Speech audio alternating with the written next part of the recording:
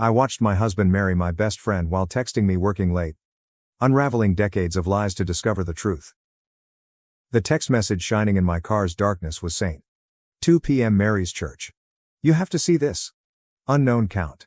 My hands shook as I held the steering wheel and watched visitors pass past my rain-streaked glass inside the ancient stone edifice. Right now, Eleanor, a cut-rate private investigator, is waiting in my car wondering if I have finally lost my mind. Ryan, my spouse, reported to me he had a business conference in Chicago. The calendar read something like that. His secretary verified that as well. The hotel reservation revealed just that. But here I am, parked across from a Boston church since some stranger chose to act as guardian angel, or demon. I haven't made any decisions yet. This is crazy, I said to myself, but I'm already grabbing my sunglasses. As I get out of my car, heels clicking against damp ground, the church bells begin their sad call. Every stride seems like me moving toward my own execution. I slide in through the side door and settle behind a marble pillar. I smell lies and incense, and for a second I find myself back 7 years ago on my own wedding day. Same church, different dreams. My heart stops when the organ begins to play. He is because there he is. Ryan's. My Ryan here. Hands clasped in front of him, that familiar anxious tick in his jaw, standing at the altar in a tuxedo I have never seen before. Chicago is not where he resides. Here he is. The bride shows up at the door, and the ground moves underfoot. Extended dark hair, olive-based skin, that elegant walk I would know anywhere. Megan. My friend from 3rd grade, best buddy. The woman who guided me in selecting my own wedding gown. Dearly beloved. As I watch them exchange vows, the priest's words vanish into white noise. Promising to love each other till death, my spouse and best buddy part. As he assured me. Like we all vowed to each other when we were young, buddies always, no secrets, no lies. I recall not leaving the chapel. The drive home is not clear from memory, but I recall the deciding moment. Sitting in our ideal, magazine-worthy kitchen, which Ryan insisted on redoing last year, I watched the sunset through windows that unexpectedly seemed like prison bars. There is buzz on my phone. Ryan. Running late for a conference, don't hold back. I grab his preferred scotch, the one he saves for special events. As I swallow, the liquid burns my throat and I relish the suffering. Unlike all else in my life, it is real. Still another text from the unidentified number. Now you know. Regarding that, what are your plans? What am I going to do? I laugh. It sounds strange to me. Sharp, hazardous, like smashing glass. Opening my laptop, I begin to type. Dear Laura, with any luck, this email reaches you. I had been considering organizing that family reunion you have always wanted. Because betrayal is exactly that. It's about the complex dance of falsehoods that preceded it, not only about the deed itself. The deftly created alibis. The grins that have been taught. The little touches that were meaningless. And Ryan, my lovely, beautiful Ryan, has always danced rather well. But thus have I as well. I sip another scotch and grin. Let their honeymoon take place. Let them believe they are winners. Time is on my side. And I possess something higher than their adoration. I possess their faith. The sun sets totally, darkening me. For the first time today though, I can see everything clearly. Each page of the old photo album seems weighty on my lap, memories I no longer trust weighing me. Ryan, Megan, and I at 16 are spread out on my parents' yard. Ryan's arm circles both of us as we chuckle at some old joke. Like everything else about that summer, the corners of the picture show where. Ryan from downstairs phones, I ordered Chinese. His footfalls each make my skin crawl in our residence. 3 days after his second wedding, he has been home behaving as though nothing had changed. That he did not simply destroy all we had created. As he walks into our bedroom with 2 plates of food I won't eat, I close the album. Remember when we used to get takeout with Megan every Friday? The words fly from my mouth before I could stop them, sharp as broken glass.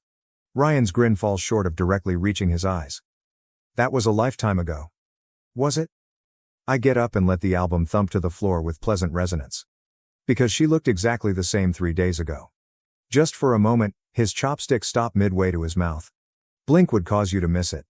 Still, I see it. I am catching everything right now. Eleanor. He sets down his plate and approaches me with the same worried look he used on challenging clients. Has your drinking been? I chuckle. It sounds like the laughter of my mother following Dad's departure. That is your move? Gaslight the wife into thinking she is crazy? His hand reaches for mine as he replies, "I'm worried about you." I pull back. When did it start? Burns my throat. Was it before our wedding? During? Tell me, Ryan. Was I the backup plan or the cover story? You're not making any sense, he replies, but his left hand quickly sits. His tell when he lies. I have spent 7 years mastering his rhythms and compiling his routines. Funny how precisely you perceive things when you're searching for the holes. I was at St. Mary's on Tuesday. Words like smoke hang between us. Nice tux, by the way.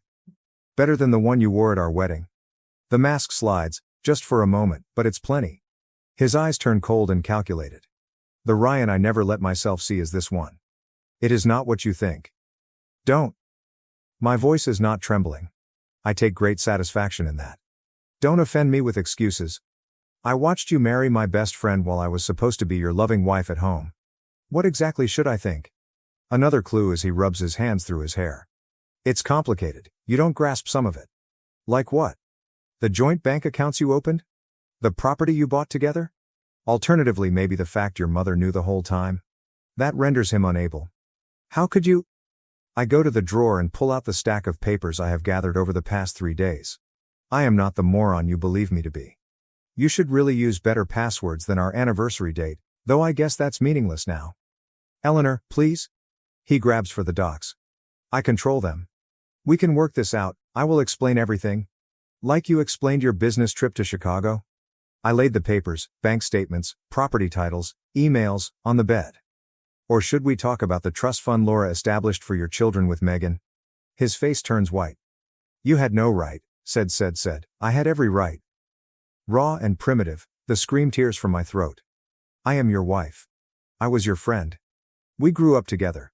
All 3 of us, and you. I pause, breathing hard. He is looking at me as though he has never seen me before. Perhaps he never did? Perhaps I never really seen myself either. Get out. Right now, my voice is solid, definite. Likewise is true with my residence. Not now. One last document I retain is a power of attorney signed last year when he was too busy managing our estate plan. You ought to really read what you sign, Ryan. Now get out before I call Michael and have him escort you out. He bolts.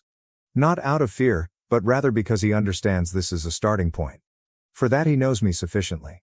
From the floor, I grab the photo album and use my finger to follow our younger faces. We seem to be naive and rather joyful. Such outstanding liars, every one of us. The cafe Megan and I used to keep secrets in seems smaller now. Perhaps that is the weight of what I am about to undertake. Alternatively, maybe everything from my past is diminishing and losing relevance with every fresh betrayal I come across. Still sporting the twin of her wedding band, Megan glides into the seat across from me. Seeing it tastes like acid in my coffee. She adds, her fingers tensely stroking the rim of her unethered latte. I didn't think you would come. Funny. I didn't you'd marry my husband. The words come out softer than I intended, which somehow makes them cut deeper. She stumbles. Eleanor. I slide the bank statements across the table like cards in a rigged game. Did you know about the trust fund? The one Laura configured for next generations? Her face loses hue, not from remorse but from wrath. Quite interesting. What trust fund? That is indeed surprising now. Her hands quivering slightly, I watch her go over the papers. $3 million, I say. Set aside for the grandchildren Laura always wanted. Guess I was not producing them fast enough. This can't be right. Megan pulls the contaminated-looking papers away. Ryan said the marriage was only a formality for his inheritance. He said. I chuckle and it sounds like shattered glass. That he loved you, Megan? That I was cold, distant, career-obsessed? That's exactly what he told his mother about me last month. She stares fiercely. How come you aware of that? Because I have spent the last week learning just how completely my husband, our husband, has been playing us both. The waiter walks over, but we both wave him away without looking up. There is more, I said, pulling out my phone. Want to hear Ryan talking about property investments with Laura? The ones using your family's real estate contacts? Megan's voice falters as my family's? Ryan knew well before he ever asked her out that her mother, Grace, runs one of the biggest real estate companies in Boston. Did you ever wonder why he chose us? Asks the question hanging between us like fog. The 2 best friends who'd never bet each other. The perfect cover story. Stop. Megan gets up fast and her chair scrapes the floor. I understand you trying to hurt me since I hurt you. I deserve it, but... Sit down. My voice never changes. The best portion hasn't yet been heard. She sits, more from shock at my voice than from compliance. Remember that summer internship Ryan helped you get at Grace's firm? The one that convinced your mother he was such a wonderful guy? I slipped one more document across the table. Look at the date on that property transfer. Her hands shake as she reads. This is the signature of my mother, but she would never sell her prime investment property for half its worth. She had no idea she did. Check the signatures of the witnesses. Megan recognizes her own handwriting and crumples her face. I was just notarizing documents. Ryan said it was practice for my license, while I was planning our wedding. You were unintentionally helping him steal from your own mother. The truth tastes terrible on my mouth. He played us both, Megan. The only difference was that I worked it out before he could take everything. For the first time since she sat down, she glances up at me, very definitely stares at me. What are you going to do? I get to stand and gather the paperwork. Invalid question. The actual one is, what are we going to do? We? I draw one last item, a USB disk with what I have found, and say, you have two choices. Keep playing his game and lose everything, or help me take him down. Your mother's company, my savings, Laura's reputation. He's built his entire plan on the presumption that we would never compare notes. Megan fixes her eyes on the drive as though it could bite.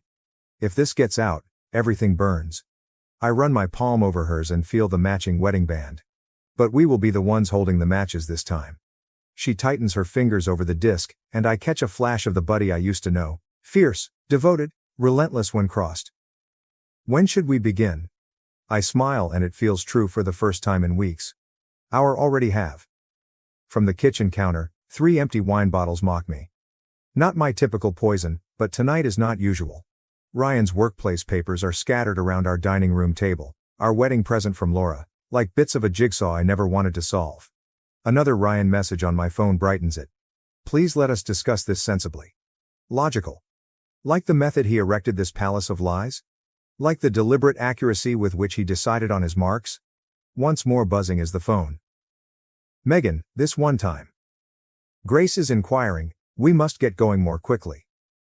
I turn it off, but my hands continue to shingle. The scope of what we intend at last strikes me. This goes beyond simply calling attention to Ryan now. We are discussing ruining families, names, life. The doorbell sounds. I wonder momentarily about ignoring it. Then, though, I hear the key in the lock. Ryan is the only person with that key except one other. Michael walks into the dining room and absorbs the anarchy. Jesus, Eli? When's the last time you slept? I faintly point at the papers. Did you know Ryan's father committed himself? Michael goes still. What? I pull out the newspaper clipping I discovered hidden in Laura's bank records 10 years ago, right after Ryan graduated law school.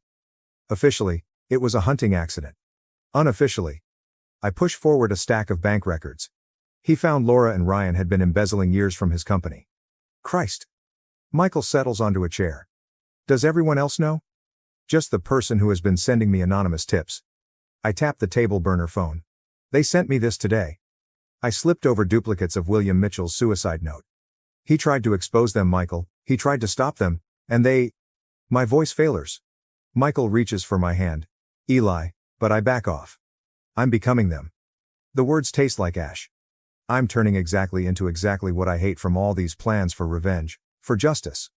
No, you're not. Michael says with stern voice. You're shielding Megan's company, your future, Grace's. Am I? I get up, moving slowly. Or am I just so focused on destroying Ryan that I don't care who gets caught in the crossfire? Because right now, I'm seated here planning to expose everything at the family reunion, knowing it will devastate people who had nothing to do with this. Like someone? I grab one of the wine bottles, not caring that it's empty. Like Ryan's sister's kids, who'll lose their college money when I uncover Laura's financial machinations, Grace's staff might lose their jobs should the company's reputation suffer. Like William Mitchell, who died trying to do the right thing, while I plot complex revenge scenarios like some comic book villain. Michael pauses silently for a protracted length of time. He stands up, then grabs the bottle from my hand. You wish to know how you differ from them? I turn aside, but he keeps on. You're torturing yourself about the moral consequences of your actions here at 3 o'clock in the morning. They're sleeping peacefully, counting their money and planning their next con. That does not make it right. No, it doesn't. He begins systematically gathering and sorting the documents. But it means you have a choice. You can expose everything dramatically at the reunion, as you planned, or what? Or we do this the right way, legally. Carefully. William Mitchell's suicide note is here, he said. We finish what Ryan's father started, but we do it smart. We first guard the innocent parties. Another message from the unknown source comes from the burner phone buzzing. Inquire of Laura about the offshore accounts. I fix my eyes on the message, then on the anarchy all over my dining room table. 7 years of marriage, a lifetime of friendliness, generations of lies, all leading to this moment. I say at last, okay. Show me how I should do this right. Michael nods and gets out his phone. First, we should speak with a financial fraud expert. I know a man. I hold his arm and wait. Before we do this, I need know something. Are you helping me because I'm right or just because I'm your sister? He fixes my gaze consistently. Both and neither. I'm helping you since someone needs to stop them and you're strong enough to do it without becoming them. I examine the empty wine bottles, the strewn papers, the proof of my almost plunge into their realm of control and retribution. He may be right. Perhaps another method to burn it all down is here.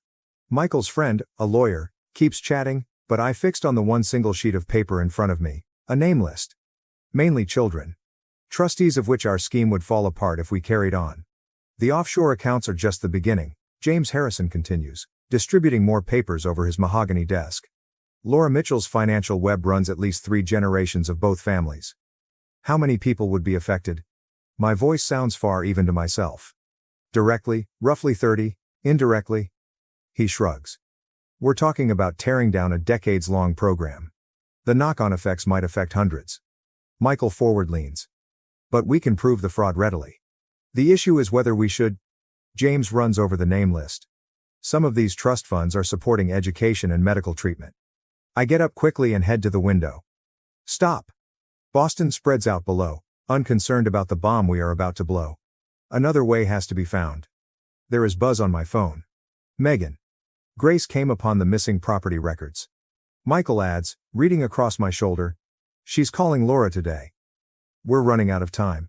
Anyhow, everything falls apart if Grace confronts Laura straight. I then go back to James. How long would it take to get protection for the innocent parties? Weeks, maybe months. We would want. The door of the office explodes open. Laura Mitchell is there, always flawless, but her eyes are crazy. I should have known you'd run to Michael, she says, sneers. James begins. How did you? My daughter works in your building, James. Did Eleanor tell you that part? How many families she's ready to destroy for her revenge? That's rich coming from you, Michael adds, standing and straying between us. Laura pays me more attention than him. You think you're protecting people? William thought the same thing. Look where that got him. The chamber falls quiet. Even the metropolitan noise appears to fade. What did you just say? My hands, knuckles white, clutch the rear of the chair. Oh, did your anonymous friend tell you everything? Laura asks with a stern smile. William tried to fix our plans, rerouting money to safeguard the beneficiaries, just as you are planning. He did not just discover them. And you stopped him. The bits fit together. The hunting accident was. She says just that, then pauses. An accident. Her eyes dart away. The point is, Eleanor, some buildings cannot be taken down without destroying everything they support. You're not just fighting Ryan or me, you're fighting generations of carefully balanced arrangements. I spit, arrangements built on lies and theft. Built on necessity, she says, getting closer. Did Ryan tell you why he married you? Your family's 3 generations of judges and prosecutors, 3 generations of perfect shield. Once more buzz comes from my phone. On the screen Grace's name shows. Take the call, Laura urges gently. Listen to Grace, discover what her daughter's been hiding, watch another family break, or. She pulls out an envelope. We might talk about substitutes. Michael says, Eli, don't? What alternatives? My voice is firm but my heart bangs against my ribs. Laura says, a clean break. A generous settlement. The innocent parties stay protected. Laura lays the envelope on James's desk. Everyone wins. Michael says, everyone except justice, quickly. Laura chuckle. Ask Eleanor what she actually wants, justice or peace. My phone keeps vibrating. These days, Megan's messages complement Grace's calls. From the desk, the name list stares up at me, children, families, futures. How long do I have to decide? The words taste like surrender. Laura steps to the door. Until Grace finishes reading those papers. Choose deliberately, Eleanor. Unlike William, you still have options. She goes, and the office seems both bigger and more stifling. You cannot seriously be thinking about this, Michael says. I pick up the name list, then my still buzzing phone. What if her right is what if trying to correct this just makes everything worse? Not justice, but that's fear talking. Maybe. I glance at James. But what if terror is trying to convey something vital? One last time the phone buzzes, then goes quiet. It is too late to stop whatever Grace found now. I pick Laura's envelope and feel the weight of choices not yet taken. I need to talk to Megan, I say at last, before we decide anything else. Because sometimes, I continue, I'm learning revenge isn't about who you're willing to hurt but who you're willing to spare. Before me sits the Mitchell family estate, its windows shining like evening caution signals. All the actors gathered for what they believe to be a surprise anniversary party for Laura and her second husband. Cars fill the circular driveway. Michael says, standing next to me and clutching the bag full of all the evidence, every paper, every recording, last chance to back out. Megan appears at my other shoulder and says, "They're already inside," her voice taut. Grace is with them. Ryan is watching the door like a hawk. I change my black dress, funeral suitable, though they are not yet aware of it. Did you check the exits? James has people stationed at every door, Michael says, glancing at his watch. No one leaves until everything's disclosed once you start. Laura's envelope weighs against my ribs, nestled into my garment. Her offer of silence, of protection for the innocent, weighs against me. Still not opened. Still conceivable. We arrive in the kitchen, where caterers are busy without realizing they are presenting Mitchell Dynasty Last Supper. Ryan finds me right away. His face flickers between skepticism and relief. Eleanor. He comes near me carrying a champagne glass. I didn't suppose you would show up? And Miss Laura's party? My smile feels like broken glass. Would not dream of it. His gaze flies to Megan, to Michael, to the briefcase. I see the instant he discovers something is wrong, but Laura's voice breaks through the hushes of discussion. Everyone, kindly collect in the main hall. The audience moves, carrying with it us. I notice flashes of familiar faces. Grace, pale but understated. Laura's second husband, blind and radiant. Ryan's sister, gripping hands of her children. The young ones. God. The sons. Laura pulls out her glass. Thanks all for showing up to... Actually, I forward, my voice carrying across the unexpected silence. I'd like to say something first. Ryan comes toward me, but Michael blocks his way. Megan takes a seat close to Grace. Laura says, "Eleanor," her voice low, "give great thought to what you are doing." I open the still sealed envelope she handed me. I have thought about it. For weeks, I've thought about nothing else. I turn to face the room. About justice and protection. About who deserves the truth and who deserves mercies. Eli, Ryan's voice now clearly reflects actual terror. Whatever you think you know. I know everything. I open the briefcase but, not yet, I do not remove the papers. About William's death? About the trust funds? About your 2 marriages, Laura's schemes, Laura's lies to keep this house of cards standing. The space comes alive in whispers. Grace marches onward, her face ashen. "Megan," Grace replies with shaky voice. "I apologize." "Mom." Megan's voice breaks. "I knew nothing, not until Eleanor showed me." Clutching her children tighter, Ryan's sister asks, "Showed you what? What are you doing?" I look at the kids. Their innocent futures waiting on my next words, their perplexed faces. The envelope from Laura sears on my flesh. "The truth," I say quietly, "is that I came here tonight to destroy everything. To expose decades of fraud and manipulation. To get justice for everyone who's been hurt by the Mitchell family's lies." I get the first paper, William's actual suicide note. Laura moves rather silently. But standing here, looking at all of you, I glance back at Ryan. I understand something worse than being misled. Something worse than being deceived. Michael says, "Eleanor," his voice tight. But I continue. The very thing you're fighting against is becoming. I touch it to Laura's envelope. The paper catches fast and I drop it into the briefcase. I find a match in my handbag. "No." Michael jumps forward, but it's too late. Years of careful investigation burning to ash. With it burns my opportunity at justice, at revenge, at everything I thought I wanted. Since at times the best retribution is redemption rather than destruction. Laura sits across from me on the marble island, Both of us wet from the sprinklers, watching cops cart away boxes of evidence. The actual evidence, not the decoy files I burned, painted Laura's perfect kitchen in alternating red and blue. Copies, I answer softly. Everything in that briefcase? Merely copies. The originals arrived at the FBI 1 hour ago. Her immaculate nails pound against her coffee cup. You chose this moment on purpose. The party here. Family gathering. Like father, like daughter-in-law. I slide William's real suicide note across the desk. He planned to disclose everything at your anniversary party too, didn't he? Prior to the hunting mishap. The drumming stops.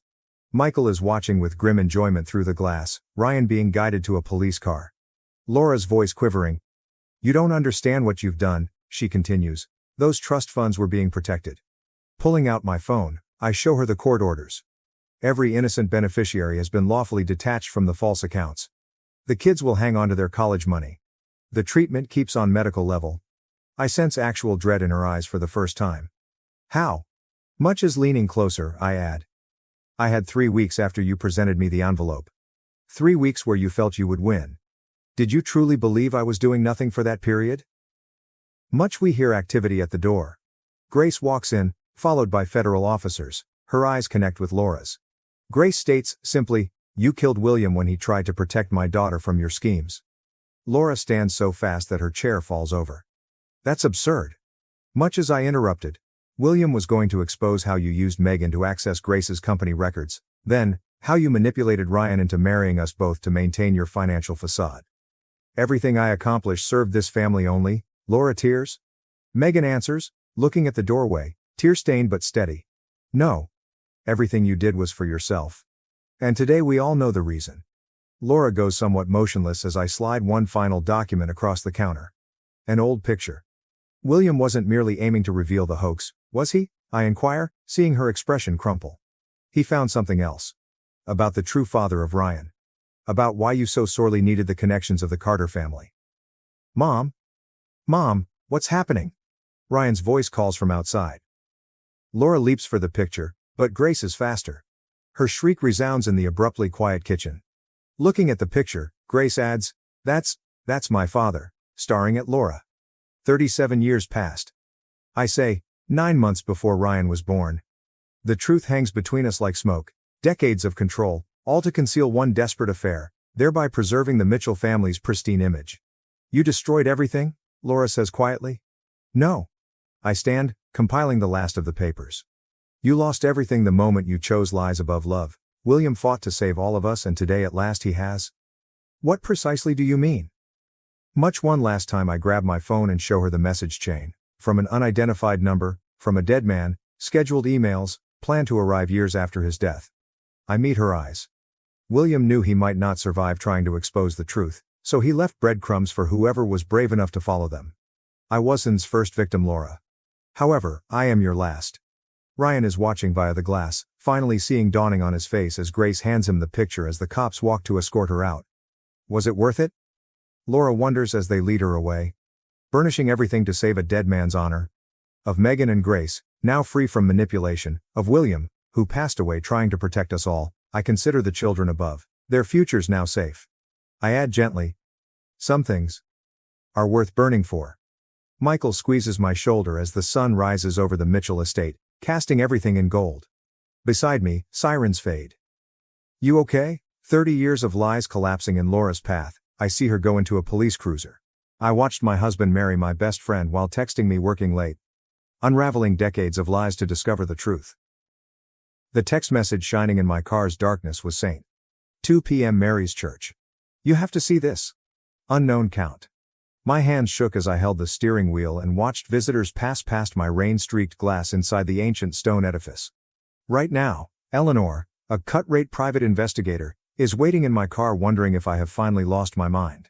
Ryan, my spouse, reported to me he had a business conference in Chicago. The calendar read something like that. His secretary verified that as well. The hotel reservation revealed just that. But here I am, parked across from a Boston church since some stranger chose to act as guardian angel, or demon. I haven't made any decisions yet. This is crazy, I said to myself, but I'm already grabbing my sunglasses. As I get out of my car, heels clicking against damp ground, the church bells begin their sad call. Every stride seems like me moving toward my own execution. I slide in through the side door and settle behind a marble pillar. I smell lies and incense, and for a second I find myself back 7 years ago on my own wedding day. Same church, different dreams. My heart stops when the organ begins to play. He is because there he is. Ryan's. My Ryan here. Hands clasped in front of him, that familiar anxious tick in his jaw, standing at the altar in a tuxedo I have never seen before. Chicago is not where he resides. Here he is. The bride shows up at the door, and the ground moves underfoot. Extended dark hair, olive-based skin, that elegant walk I would know anywhere. Megan. My friend from 3rd grade, best buddy. The woman who guided me in selecting my own wedding gown. Dearly beloved. As I watch them exchange vows, the priest's words vanish into white noise. Promising to love each other till death, my spouse and best buddy part. As he assured me. Like we all vowed to each other when we were young, buddies always, no secrets, no lies. I recall not leaving the chapel. The drive home is not clear from memory, but I recall the deciding moment. Sitting in our ideal, magazine-worthy kitchen, which Ryan insisted on redoing last year, I watched the sunset through windows that unexpectedly seemed like prison bars. There is buzz on my phone. Ryan. Running late for a conference, don't hold back. I grab his preferred scotch, the one he saves for special events. As I swallow, the liquid burns my throat and I relish the suffering. Unlike all else in my life, it is real. Still another text from the unidentified number. Now you know. Regarding that, what are your plans? What am I going to do? I laugh. It sounds strange to me. Sharp, hazardous, like smashing glass. Opening my laptop, I begin to type. Dear Laura, with any luck, this email reaches you. I had been considering organizing that family reunion you have always wanted. Because betrayal is exactly that. It's about the complex dance of falsehoods that preceded it, not only about the deed itself. The deftly created alibis. The grins that have been taught. The little touches that were meaningless. And Ryan, my lovely, beautiful Ryan, has always danced rather well. But thus have I as well. I sip another scotch and grin. Let their honeymoon take place. Let them believe they are winners. Time is on my side. And I possess something higher than their adoration. I possess their faith. The sun sets totally, darkening me. For the first time today though, I can see everything clearly. Each page of the old photo album seems weighty on my lap, memories I no longer trust weighing me. Ryan, Megan, and I at 16 are spread out on my parents' yard. Ryan's arm circles both of us as we chuckle at some old joke. Like everything else about that summer, the corners of the picture show where. Ryan from downstairs phones, I ordered Chinese. His footfalls each make my skin crawl in our residence. 3 days after his second wedding, he has been home behaving as though nothing had changed. That he did not simply destroy all we had created. As he walks into our bedroom with 2 plates of food I won't eat, I close the album. Remember when we used to get takeout with Megan every Friday? My parents tried to screw over my dying stepmother, blew up all of our lives instead. My 17 female stepmother Jane is a wonderful, wonderful woman. She and my father got married when I was 4, and she's been a rock in my life ever since. My mother was always my primary caregiver, but up until that point her relationship with my father was acrimonious and I basically never saw him. Jane was the reason they developed a stable co-parenting relationship. She encouraged everyone to have a good relationship with each other and was always there to support me and my mom when things got rough. Jane was always a really hard worker. When she met my dad, he was living out of a hotel and my mother was doing everything in her power to keep me away from him because she was petty and angry that their relationship didn't work out. Meanwhile, Jane had a great job, a nice house, helped my dad get back on his feet, negotiated a visitation schedule with my mom, who hated her for a long time, and made sure my dad sent us money every week because neither one of them could afford an attorney to negotiate child support payments. Jane had no reason to do any of these things, but as I got older she made it clear that she loved me as much as she loved my half-brothers who were born a few years later. I even have my own room in her house because at the time we lived with my grandparents. Various boyfriends of my mom and Jane felt that I needed a more stable environment than that. She's like the opposite of the evil stepmom. When I was 15, Jane won a big lawsuit against an airline company and got awarded upwards of $1 million. She used the money to build sizable trust funds for me and my brothers so that we would be taken care of later in life. Despite having a lot more money, she still wanted to live a fairly modest life, so she paid off the house she has and has been living there ever since with my dad. Sure, she bought a new car and they went on a few nice vacations, but she didn't blow all her money on stupid things, which I respected. About a year ago, things started getting really weird. Whenever I saw Jane, she seemed to look sicker and sicker, but no one would tell me or my brothers why, even though I knew they knew. All we knew is that she was at the hospital a lot. Around the same time, my mom has been coming around my dad a lot more and acting really strange. Basically like she was trying to romance him. Whenever Jane was in the hospital, my mother would insist on spending the night at their house and playing mom to my brothers, which was so weird to me because she never liked them or Jane. She'd be the perfect little housewife, and my mom is not like that at all. It was super fake. Worst of all, my dad started falling for it. I'm not stupid. I'm pretty sure they were sleeping together. I tried to shield my brothers from it, but they're not dumb either. I tried talking to my dad too, but he insisted it wasn't like that. Then a few weeks ago, my mom started talking about all the places she'd like to visit, how she wanted a new car and was looking to invest.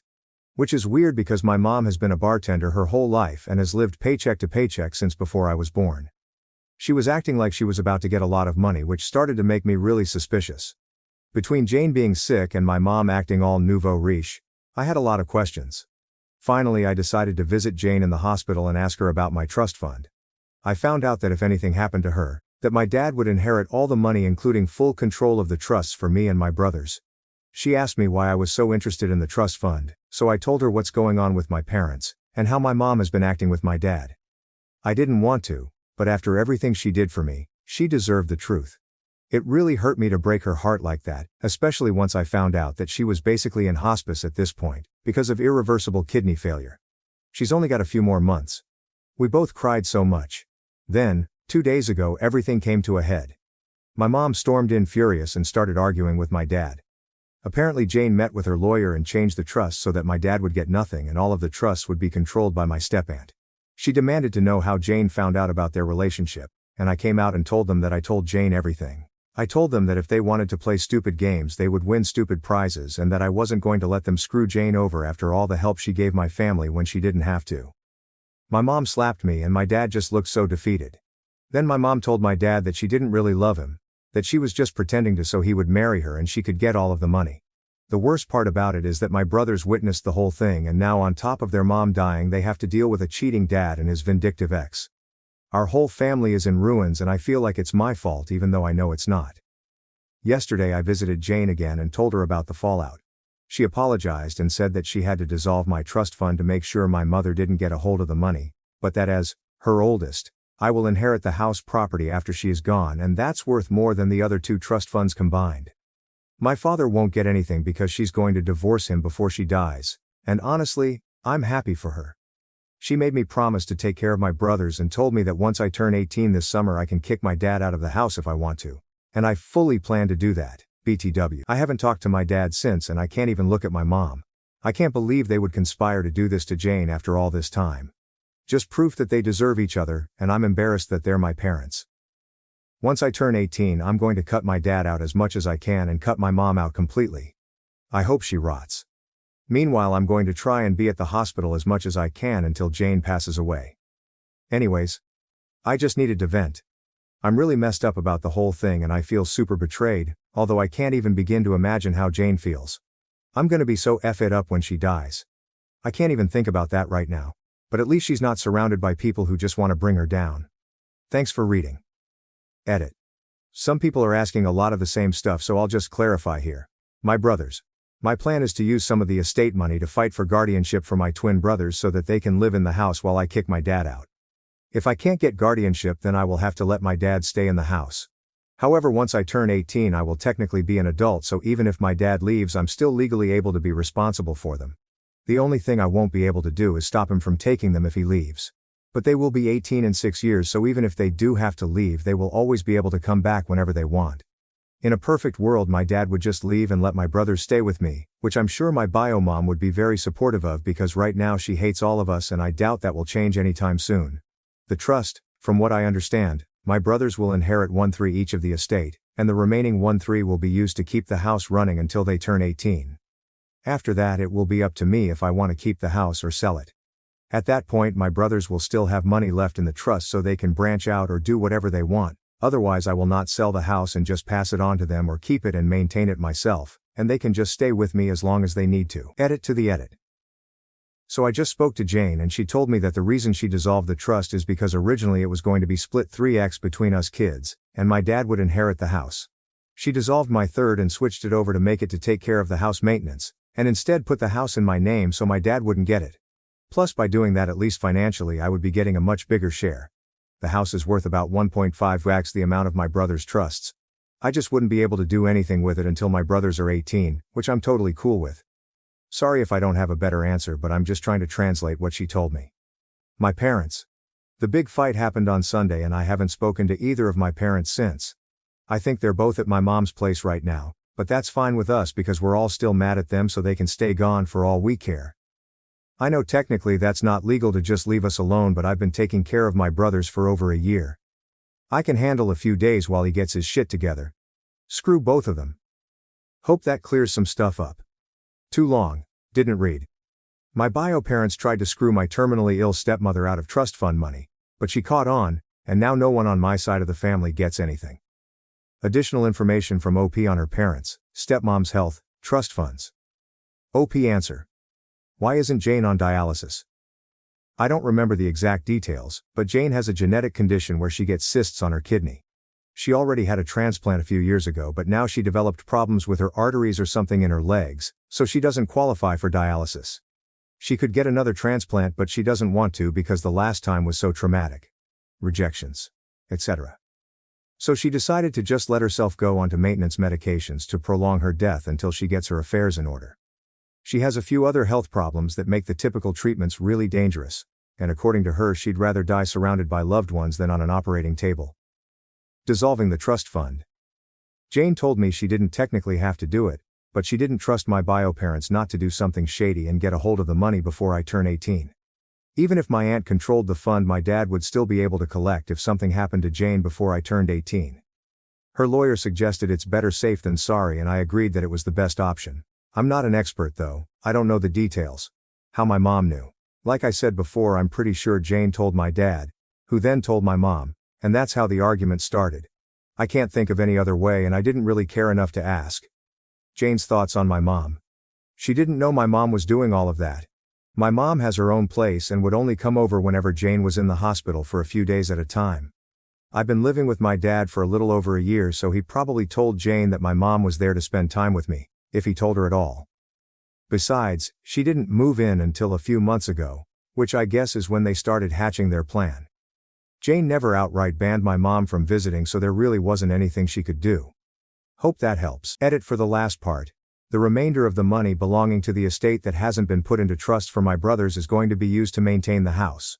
Utilities, taxes, etc., until my brothers are 18, and then I can either choose to sell the house or keep it and maintain it myself if I'm able to. I plan to go to school in that time and get a better job with the goal of keeping the house. But if I can't, then I have the option to sell it. Not that I will, but that's how it was explained to me. OP on her stepmom and their relationship provides thoughts on her bio mom. OP answer. Honestly, it's because she's more of a real mom than my actual mom. My bio mom is kind of ambiguous about my existence, but Jane was always extra involved, sending me to sports teams and paying for dance classes and just showing interest in my hobbies as I got older. Plus, as the only girl, I think we bonded on a level she can't with my brothers, so she always made sure to let me know I was on equal terms with them. When I was younger, we would watch movies and have girl time where it was just us 1-1, and those are some of my best memories with her. Jane is also really mature, and someone I want to be like when I get older, whereas it feels like my mom is a teenager in an adult's body. She was constantly picking fights with my dad about dumb things, and Jane was always there to smooth things over and keep my best interest at heart over her own feelings. I know my mom made Jane's life really difficult for a long time, but Jane never complained or said anything to me about it, whereas my mom constantly complained about Jane. As I got older, I just always felt more at peace when I was around Jane than when I was around my mom. If you want your stepkids to love you, just be there for them and treat them like your own. Ignore whatever drama you have with your husband's ex and just love your kids. Trust me, if you really care about them, they will know. Relevant comments. Commenter. My only advice is make sure you work with a lawyer once she passes so you get your inheritance and your parents can't try to intervene, and then you keep your promise to use that money for you and your brother's welfare. OP answer. Oh, absolutely. Jane already gave me the lawyer's info, and between him and my step-aunt, I'm sure I will be able to do what I need to do for them. I don't even care about the money. Most people don't have trust funds and turn out just fine. I'm actually more glad that she gave me the house because you can be damn sure it's going to be a safe space for my brothers whether I end up getting custody of them or not. My brothers are basically Jane's legacy, so my goal is to give them the life and guidance that I got from her, and that they won't get because she'll be gone. OP on the relationship between her father and her stepmom before they got exposed. OP answer. Honestly, it hurts a lot because before Jane got sick, they seemed to have the perfect relationship. Until my birth giver, I like that, came in and fucked everything up with her toxic personality. Honestly, in a perfect world my mom will end up broke and alone and in a shitty nursing home with bed sores. And when she calls me and begs me for a relationship, because she needs the attention, it'll feel so good to hang up on her over and over again. OP on Jane, stepmom's health and if Jane is mentally okay on the whole situation. OP answer. I think so. Apparently it's a genetic disease so she always knew she was going to get sick, she just didn't know when. So mentally I think she was prepared for it. I just hope that she can find peace knowing the truth and knowing that I'll be there to make sure her sons don't grow up all fucked up. OP on her brothers getting therapy to deal with their stepmom's health and her imminent death. OP answer. Yeah. I've already sat them down and talked to them about what's going on. They seem to understand, but they're understandably really sad about the whole thing. I told them that when they go to school they should ask about a grief counselor, and I'm trying to get their health insurance info from Jane so I can find them a therapist for kids. As much as all of this sucks, I think it's brought the three of us a lot closer together. Thanks a lot. I really love my brothers and I know it's my job to take care of them properly now that they won't have a mom around. Jane did so much to raise me and my brothers won't have the opportunity, so it's only right that I help them. Since finding all of this out, my plan has always been to have my brothers live with me. I'm already in charge of taking care of them and the house for the most part. The only thing my dad does is help pay the bills. Unfortunately I won't be able to kick my dad out as long as he's their legal guardian, which is why I'm trying to find some other solution to that. But if when that gets resolved, he can live under a bridge for all I care. Update. Please check my profile for my previous post. Hi guys, it's me again. A lot of you asked me for an update on my situation with Jane and my family, so I've come back with a few things that have happened since I initially posted. I will try to organize this in a way that addresses the major points of last time. Jane is still alive and doing surprisingly well considering the circumstances. She's always been a fighter and although her disease has been progressing, she's keeping a positive attitude with everything that is going on. She says she's grateful that she was able to see everyone's true colors before she passed, so she could go into the next life knowing the truth. We have become so unbelievably close in the past few months and it's getting harder and harder to know that she's getting close to the end. She doesn't ever talk about it though, and I know it's because she doesn't want to hurt me, but we both know the situation so we're just making the best of our time. I'm also not being completely transparent about all of the drama at home, but TBH I don't think she needs to hear all of that. We did end up having that surprise celebration of life that I planned. A lot more people showed up than I thought, but they all got an Airbnb near the hospital where Jane is, and we were able to take her out and spend some time at the lake near the facility. It was super low-key, which I know Jane preferred, and I was even able to get her old college friend to come after I found him on LinkedIn LOL. We had food and there was music and we played games and it was overall a really great time, except Jane started crying at the end, but she promised me it was just because she was grateful. My brothers are also doing okay. My aunt, Jane's sister, is currently paying for them to go to therapy and they've become a lot more open about talking about the situation. They just turned 13 but a lot of the time it feels like I'm talking to actual adults LOL. They've become really independent lately, in a good way, and aside from me driving them places I don't really have to do much for them anymore. Their grades aren't super great but they're not failing and considering the circumstances it could be a lot worse. They still hang out with friends and I'm keeping an eye out for like depression symptoms and stuff. The situation with my mom is as funny as it is embarrassing TBH. She spent a few weeks ignoring us and then she tried to crawl back into my life basically begging me to let her move in because her lease is about to expire and she has nowhere to go. That convo went about as well as you'd think and she ended up calling me an ungrateful bitch. And that I couldn't just ignore her because she's my mom. I told her to get out of the house before I call the cops and to go back to my dad, who at that point was only coming home every few days to check on us and grab some clothes. After that she tried coming by a few times and when I wouldn't open the door she would lose her mind and start yelling through the neighborhood. After 3 instances of this I finally called the cops, but because I'm 17 they told me there's a possibility that I would have to go home with her since technically I'm a minor, and need to be with the custodial parent. I told them no way because I was the only one watching my brother's ATM. That led to a whole thing where after a few hours my dad basically showed up and I was allowed to stay there because there was finally an adult present and I'd basically lived there for over a year.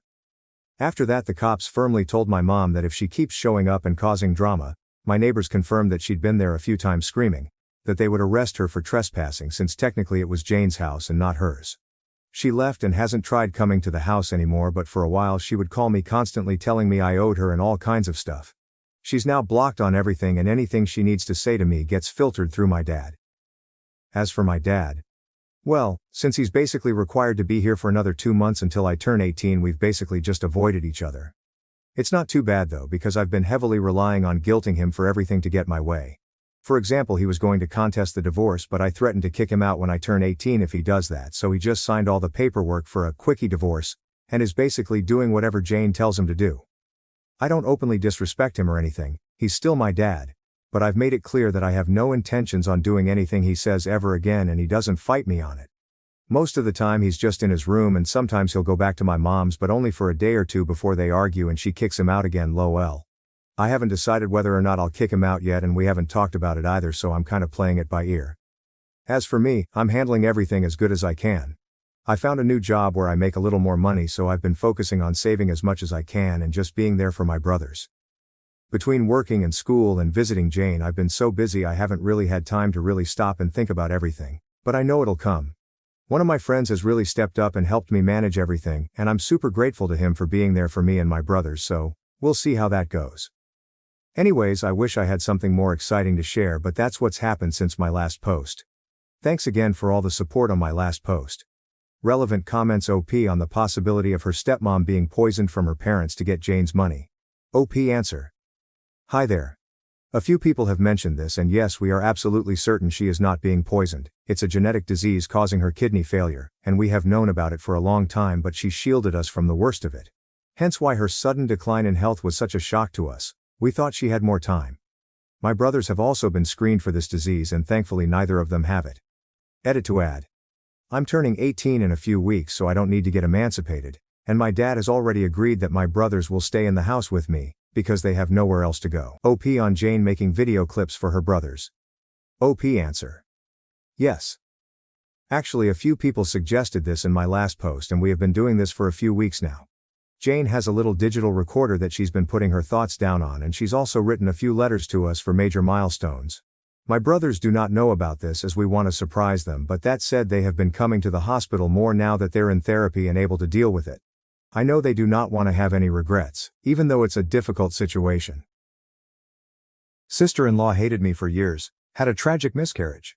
Then we welcomed her back, but she told my child she was his real mom. My sister-in-law despised me for years, but after she suffered a tragic miscarriage, we welcomed her back into our lives. Unfortunately, she began telling my child that she was his real mother. David and I have been happily married for 8 years, and we have a 4-year-old son named Tom. Tom is a lively, imaginative kid. Very attached to me, and a bit of a mama's boy. I cherish this bond, knowing that as he grows older, his interests will change, and he might not want to spend as much time with me. David and I make a great team, managing our home, raising Tom, and pursuing our careers seamlessly. This harmony stems from David's respectful and communicative nature, which has fostered a strong partnership between us. However, despite our smooth sailing, there's an ongoing issue with David's sister, Kathy. From the very beginning, Kathy has been difficult to get along with, maintaining a cold attitude towards me. David had warned me early on that while his parents would likely accept me, Kathy would be tough due to her protective nature. He was right. When we first met, Kathy bombarded me with questions about my background, all the while acting unimpressed and condescending. She would also bring up David's exes in our conversations, comparing them to me as if it were normal. During one dinner, she even suggested David join her and her friends on a girls' trip, claiming he needed to clear his head before committing to me. This remark annoyed me, and David noticed, asking her to back off politely. This brings me to a point of contention with my husband. While he does defend me, his affection for Kathy sometimes prevents him from setting firm boundaries. This emboldens her to keep pushing, believing she has his best interests at heart simply because she's the older sister. From that first dinner date, I knew Kathy and I didn't like each other. It stung a bit, but I wasn't about to bend over backward to win her over if she had already made up her mind. Despite this, I always remained polite during our encounters, though she never made it easy.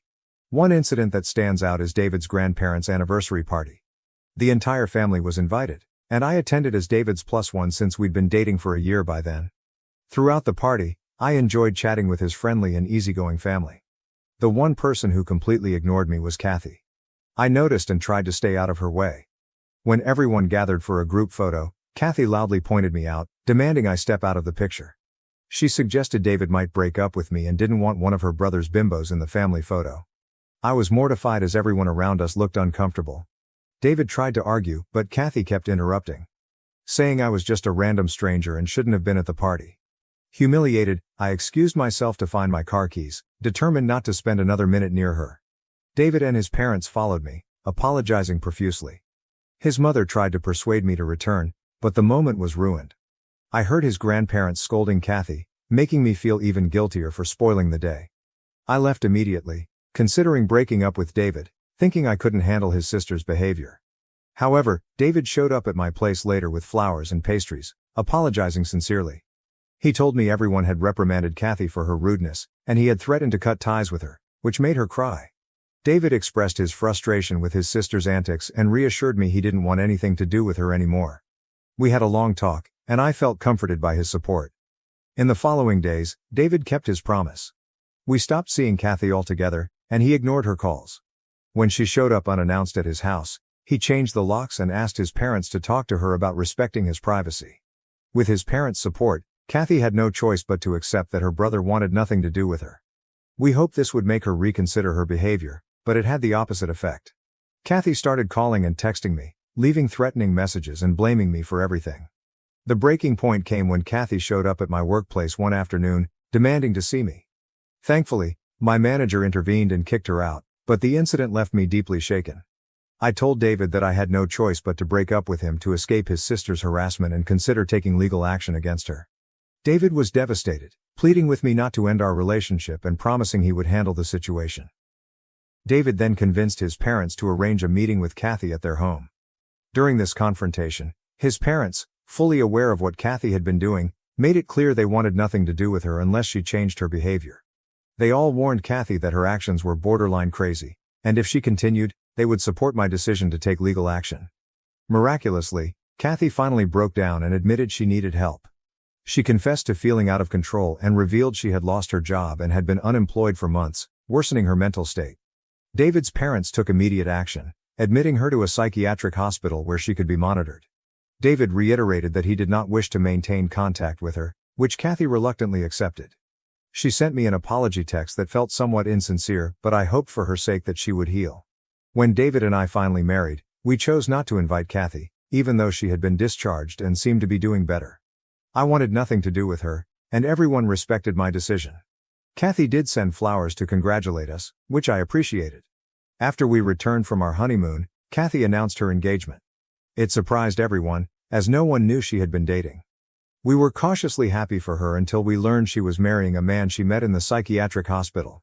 This man, James, was schizophrenic and an alcoholic with violent tendencies, according to his doctors. Understandably, David and Kathy's parents were concerned. Kathy planned her wedding for the following month and only invited David, excluding me. While I wasn't surprised and felt relieved not to have to make an excuse, David was offended by the exclusion and chose not to attend. Those who did attend the wedding later told us it was a disaster. Kathy and James were heavily intoxicated during the ceremony and couldn't even properly repeat the vows after the priest.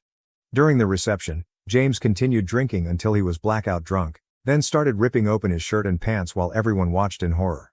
Being schizophrenic, James didn't like the attention and suddenly attacked a server, accusing the innocent bystander of looking suspicious and hiding something.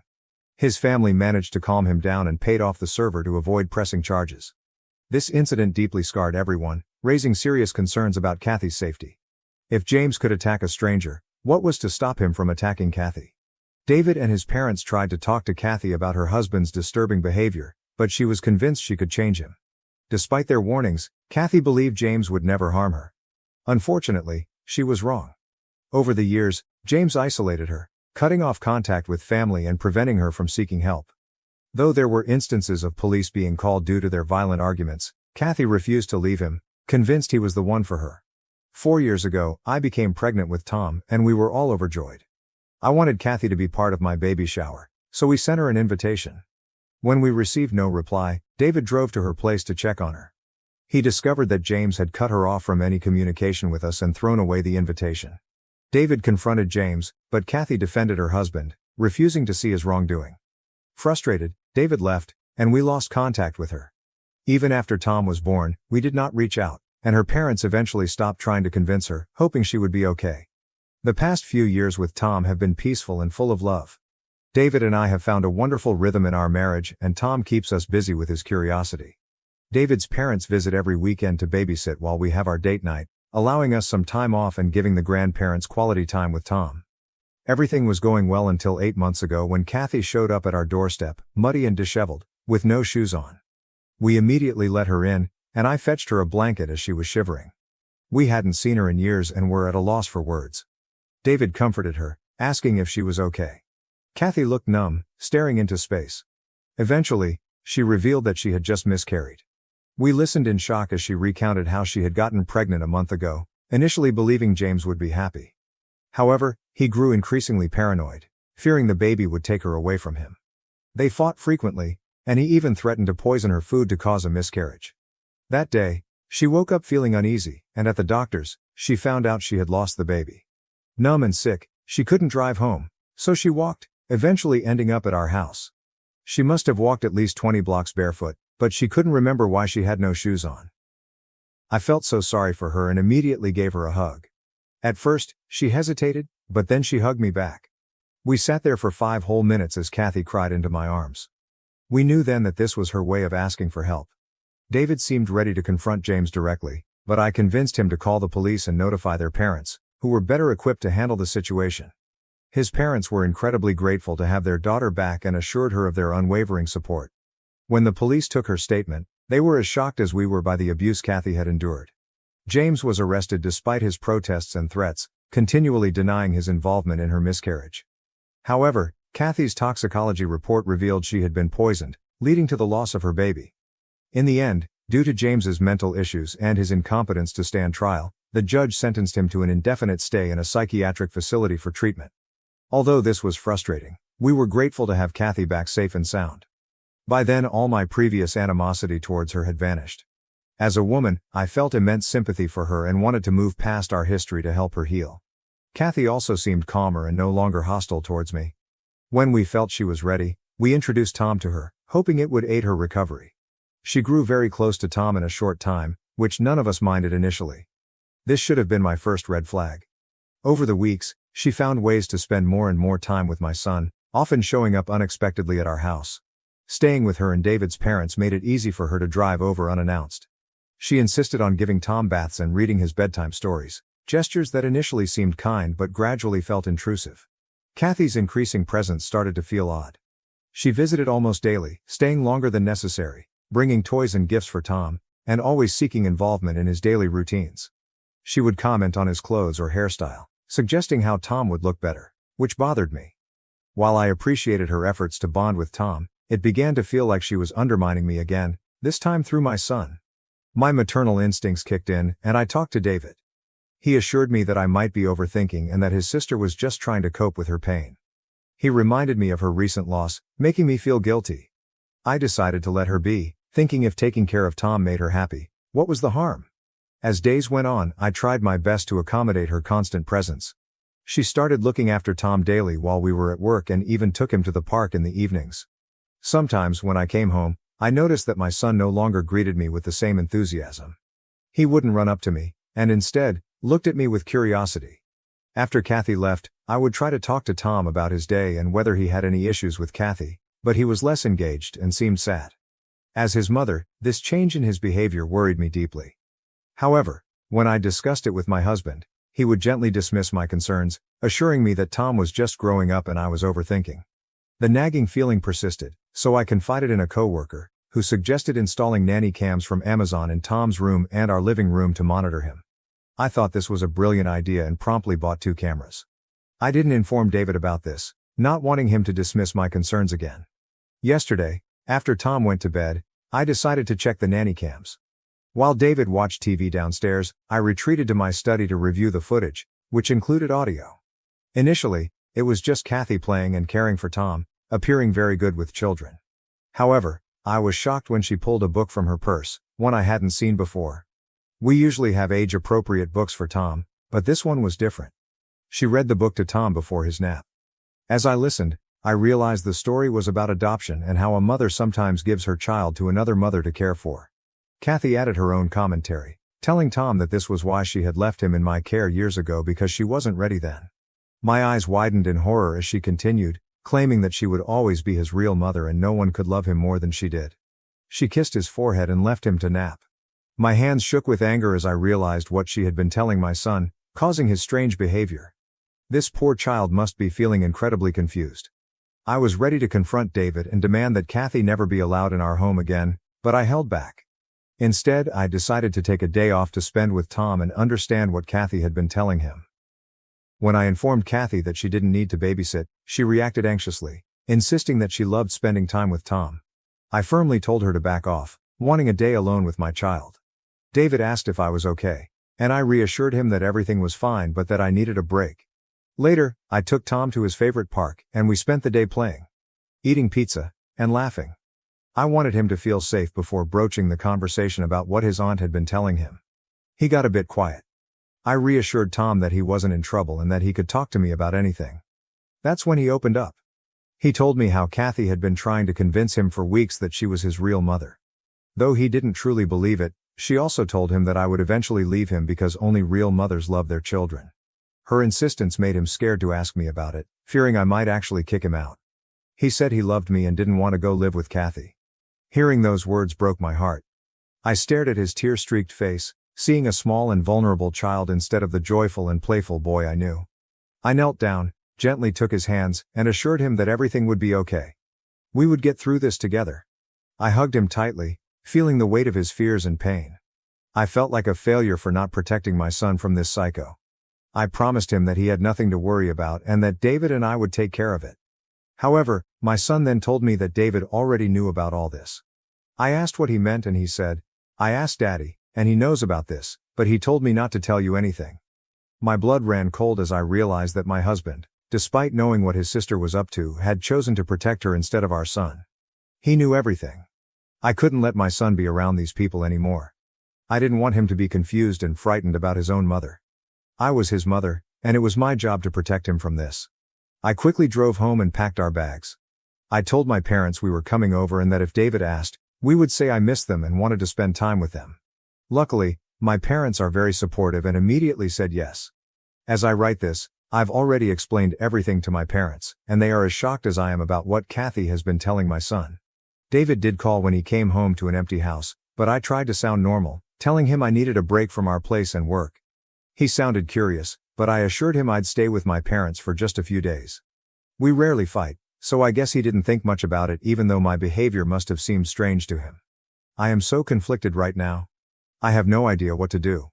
How should I confront this situation? Am I the asshole for distancing my son and me from my husband's crazy sister? Update 1. Wow, I woke up to over 600 comments on my post. I can't believe so many people on Reddit have come across my story. I used fake names throughout, so hopefully, none of David's family members will realize it's about him. To those criticizing me for not talking to my husband first, I assure you, I would have if my son hadn't already tried to talk to David. My mother's instinct told me that since my husband knew for weeks about our son's changed behavior and kept gaslighting me, a confrontation with him wouldn't have been productive. I needed to get my son out of the situation immediately, and he is now much safer with my parents. No one can feed him lies here, and that's all that matters.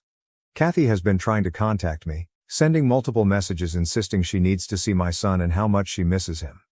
I plan to put an end to this at the upcoming family get-together at David's parents' place this weekend. This gathering has been planned for weeks because David's grandparents are visiting, and I thought it would be a nice time to spend together.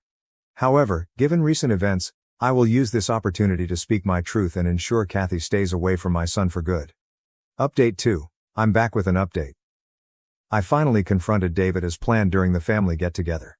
I was so nervous beforehand, but I decided to bring the nanny cam recording as proof. To cut to the chase, I called out Kathy in front of everyone during lunch. She looked shaken and tried to laugh it off as if it wasn't a big deal. Then I showed the nanny cam footage and explained that I had recorded what she told my son. I watched the color drain from her face as I sent the video to the family group chat for everyone to see. Her parents were horrified as they watched her try to convince my son that she was his real mommy. Next, I confronted David and told him how he failed to protect our son. My husband looked really guilty but tried to justify his actions, saying he didn't think much of it and thought it would help his sister cope with her grief. He felt torn between supporting his sister's recovery and telling me about it, ultimately choosing to keep quiet. I told him that because of his actions, I no longer trusted him and couldn't let our son be around him or his family. For the first time in a long while, I saw my husband break down in tears, but I stood firm. I made it clear that I couldn't let my son grow up in a family where his father refused to stand up for him to protect his mentally ill sister. David and Kathy's parents and grandparents apologized to me and assured me they would make sure Kathy stayed away from our son. Kathy looked utterly humiliated but didn't have the decency to apologize. David kept trying to justify his actions, but I ignored him. I left shortly after the confrontation, feeling that my work was done and wanting nothing more to do with any of them. Update 3. I see some of you are confused about my decision, so I wanted to clarify. Yes, I plan on divorcing my husband. I know many of you suggested giving David a second chance since this wasn't entirely his fault, and I agree that he is a good man. However, being a good man doesn't automatically make him a good father. Just because we never had issues doesn't mean he was a good father to Tom. He should have addressed this from the beginning when our son came to him with doubts, instead of spending weeks trying to cover it up and gaslighting me. Both Tom and I can't trust him anymore. I welcomed Kathy back into my life with open arms after what she went through because, as a woman, I felt sorry for her. But in the end, she proved why I never liked her in the first place.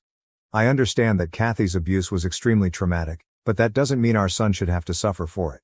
She is an adult with mental issues, and although we thought she had improved, she clearly hadn't. However, what really surprised me was my husband. The fact that he prioritized her mental well-being over our son's shows why he should never be around Tom. He was always such a supportive husband, and I thought I could trust him, but his actions regarding Kathy have shown otherwise. I promise that from now on, I will protect my son no matter what. I am confident I can get full custody of Tom if I expose his family history during the custody battle. After losing my job during the 2020 pandemic, I lived in a camper. Now, my parents are telling my brother to take my house because I don't have a family. My parents told my brother to take my house because I don't have a family. I'm a single man in my early 30s, and my brother, who is 29, already has 4 kids. He became a father at 22, followed by another child a year later, then a third 2 years after that, and his 4th was born just a few months ago. My sister-in-law and I don't get along. She constantly provokes me by acting superior, and when I retaliate, she becomes a dramatic victim, crying on cue and garnering sympathy from everyone around her. Despite knowing her true nature, my parents and brother adore her. I'll admit she's very attractive, but her personality is so awful that I could never be attracted to her. She refuses to work, even though she has a college degree, and my mother takes care of the kids all day. Their finances are solely dependent on my brother, forcing them to live at my parents' house due to their limited income. Privacy is a serious issue with all of them crammed into a 3-bedroom house from the 60s. My younger brother was always the favorite growing up. We're 3 years apart, but he developed a superiority complex because any retaliation from me was met with severe punishment. It was clear my parents favored him, giving him more of everything unless other family members intervened, which they often did. This led my parents to move us 150 miles away from our extended family to avoid scrutiny, resulting in us only seeing them on holidays. My brother was physically abusive, flirted with my first girlfriend until she broke up with me, and laughed at any of my misfortunes. My parents' advice was always to suck it up. They only treated me equally when they wanted to maintain appearances. It was almost amusing to see their discomfort when they had to treat me the same as my brother on birthdays and Christmas in front of others. Our nosy relatives loved gossip, so my parents worked hard to hide the reality, threatening to take away my possessions if I spoke out. When I turned 18, they celebrated my move out, even though I hadn't finished high school. Couch surfing was better than living with them. They didn't attend my high school graduation, but I didn't mind. Since then, I've only seen my parents and brother on holidays like the rest of the family. The 2020 pandemic hit me hard. I lost my job and couldn't renew my condo lease because my roommate also lost his job, and we couldn't afford the rent on unemployment. I love that 2-bedroom condo. As the lease ended, my roommate moved in with relatives, and I had to sell almost everything I owned to avoid homelessness. I shouldn't have rented such an expensive place, but I enjoyed the high life until it turned on me. I realized I should have chosen a cheaper place to save more money. I came up with a plan. I owned a truck because I love trucks, so I bought a $1,000 camper in good condition and attached it to my truck, planning to live in it temporarily. But I ended up living in it much longer. I initially hoped to park it at my parents' house, where my brother and his family lived. When I asked my parents, they said their house was full and we hadn't gotten along for the past decade. They would only let me park there if I paid rent equivalent to an apartment in my area, which was unaffordable for me as a jobless person trying to save my unemployment money. I might as well rent an apartment with that price. My parents called my camper an eyesore and told me to leave since we couldn't agree. My sister-in-law found it hilarious that I had to live in a camper, and my brother joined her in mocking me, calling me a homeless bum. I parked in a store parking lot that first night, scared out of my mind that someone might try to break in. I barely slept. I had nowhere else to go. Other relatives lived far away and my friends lived in apartments. I was attached to my area and didn't want to leave. I forwarded my mail to a friend's apartment, my only way to receive mail.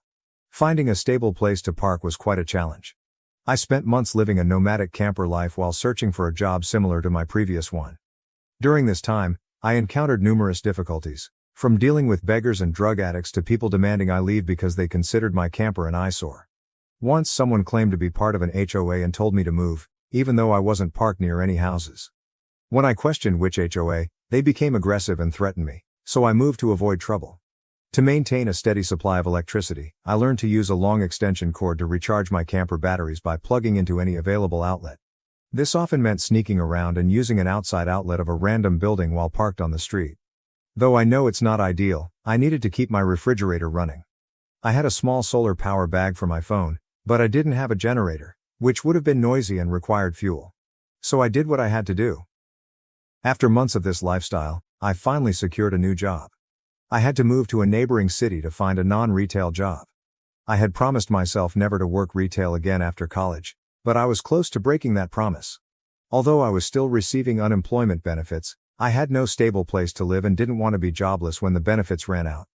Plus, I was incredibly bored with only reading, watching movies on a small portable DVD player, using my phone or laptop, and keeping track of where I could park and use public bathrooms. I envied the Japanese for their public bathhouses, which we could really use here. When I landed the job, I practically lived in the back lot of the building, in old employee parking spaces by the warehouse that no one else used because they were so far back they were almost forgotten. My boss, the company owner, liked this arrangement because I was always available for any shift as long as I had enough sleep. He even let me detach the camper from my truck and set it up in one of the spaces so I could drive around without it. I'm not sure if this was legal, but no one bothered us the entire time I lived there. I had few issues with trespassers. The security guards handled them. I was essentially on call all the time and worked nearly every day. My boss allowed me to plug my camper into the building for power and water, and I paid a small rent by working for free on Sundays, when the office was empty except for the janitor and security guard. I showered at a friend's apartment or at my local gym since the camper had no shower and only a portable toilet. I avoided using it to keep from having to empty it, a nasty chore, so I used other bathrooms whenever possible. I had a key to the warehouse and could use the bathroom there at any time. I became close friends with the night security guard. Heating the camper in winter was easy with a small electric heater, but summers were tough. Without AC, I got a used portable air conditioner to make it bearable. I earned a lot of overtime and learned new skills from my coworkers. Eventually, midway through the year, I was promoted to supervisor and started earning a better salary. This made me realize I needed a stable long-term living situation. I found a 3-bedroom manufactured home on a small property just 2 miles from work. I bought it for $10,000 less than the asking price, using nearly all my savings for a down payment and getting approved for a home loan. I no longer had to live in a camper. There was enough space to park my truck and set up the camper in the backyard, where it could serve as an extra space if needed. Once settled, I made the mistake of bragging about my new home on Facebook. My family saw the post, and that's when things got complicated. A few weeks later, my parents and brother, along with his family, showed up unannounced for a tour. I hadn't given them my address, so I still don't know how they found me. None of my friends admitted to telling them, and no family had visited me before, so I suspect they may have followed me home from work. It wouldn't surprise me. Once I opened the door, they practically barged in like a horde of overexcited tourists, immediately making themselves at home. They nosed around everywhere, and my sister-in-law kept flashing me this unsettling smirk. It wasn't until later that I figured out why, and it made me angrier than a bull on steroids stung by a hornet. My parents kept talking about how much extra space I had and how it was too much for someone like me who had no wife or kids. Sure, not now, but maybe someday. My brother kept pointing out that my house had more space than our parents and was closer to his job. Red flags all around, I know. Eventually, my brother, let's call him Dan for simplicity, asked to speak privately. Everyone else suddenly left the room and gathered on the front porch, making me realize they had planned something. Dan said the house was too much for me alone and suggested that he and his family move in because his wife was pregnant with their fourth child and my house was much closer to his job. He pointed out that I already had the camper, so I could just live in that while they took the main house. Not once did Dan mention offering rent, even though he had a good job. He also talked about making changes and setting curfews, saying I couldn't just walk in any time without notice. If it weren't my brother, I would have thought he had lost his mind. But Dan had long since gone off the deep end, thanks to our parents treating him like the center of the universe. I tried to speak, but he kept talking over me, as if I had no say in the matter. There was no way in hell I'd rent my house to him or his insufferable wife. I might consider renting to others to help pay off the mortgage, but not to them. I had seen stories like this online but never thought it would happen to me.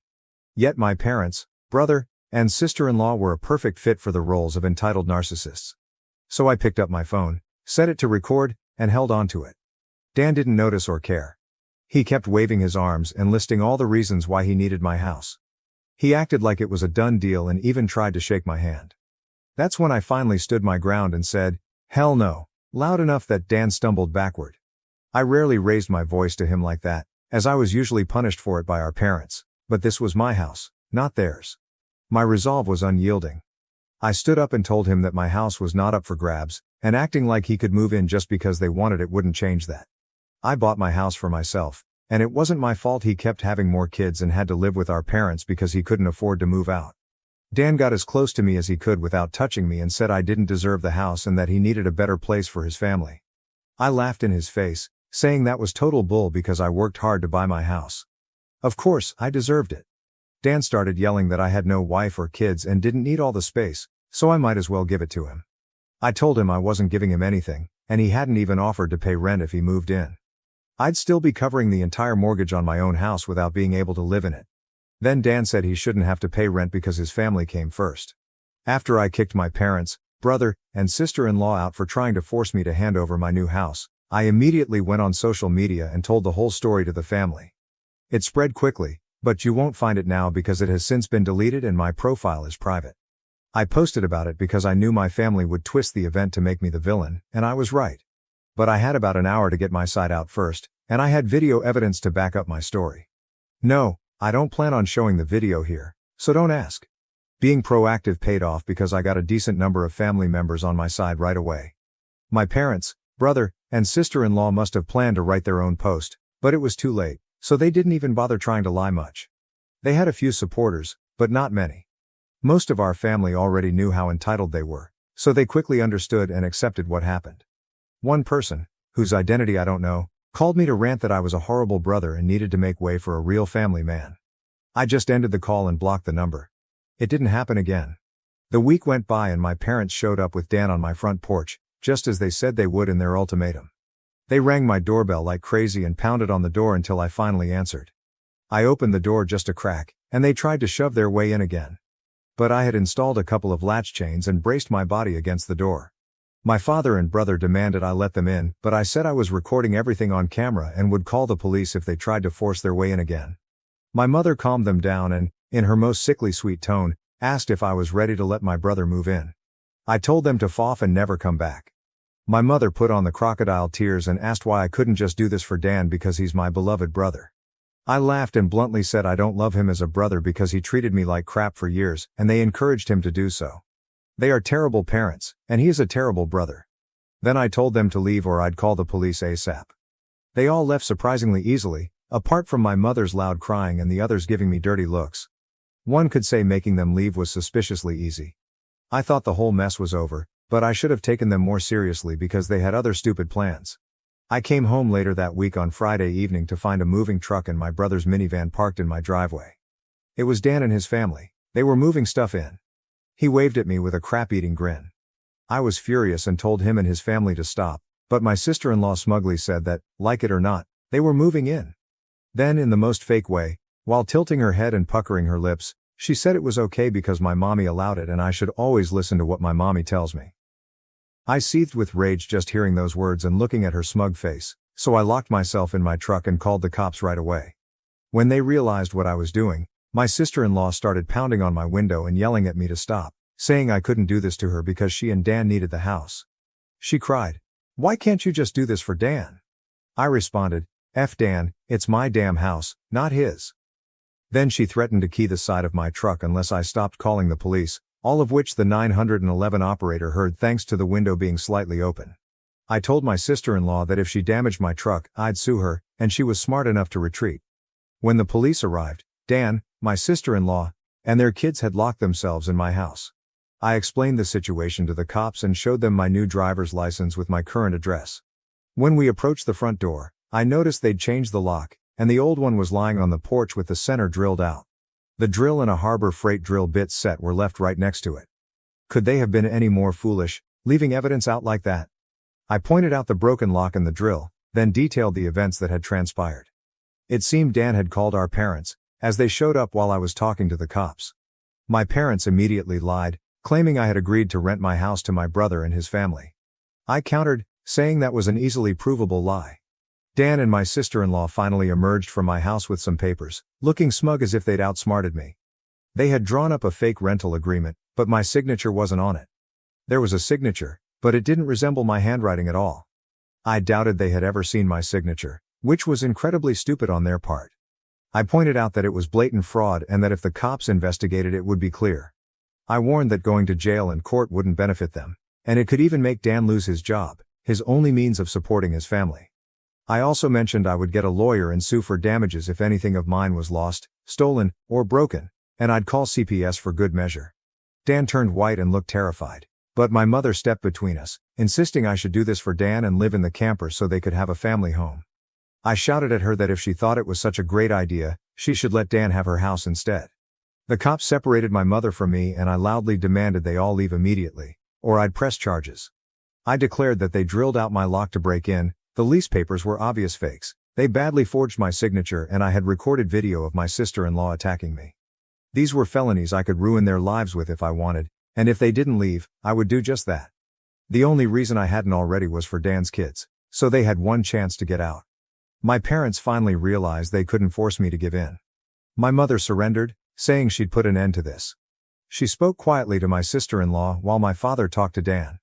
My sister-in-law instantly started crying loudly, ripping up the fake rental papers into tiny bits and tossing them like confetti, only to have an officer tell them to pick up the pieces or be cited for littering. The cops had, "I don't get paid enough for this," looks on their faces. Dan had to start telling his kids to load their stuff back into the moving truck. The kids were all crying, with the eldest sobbing that he wouldn't get his own room now. My sister-in-law and Dan tried one last pathetic attempt to guilt me with a sad family routine, gathering in a group hug facing me. They must have practiced it beforehand. All the kids had the same pleading look with quivering mouths. My sister-in-law kept rubbing her pregnant belly and tilting her head to look pitiful, and my brother made the saddest face he could, saying, "Please don't do this. We need to be able to live here." But I didn't budge and told them to keep packing. All the kids and my sister-in-law turned up the crying, and Dan yelled, "Are you satisfied with yourself? You've denied us a home because you're too selfish to share and help out family." I laughed like a maniac and retorted that what he was trying to do was taking, not sharing, and no amount of crying would make me let his family move in. He was no brother of mine anymore.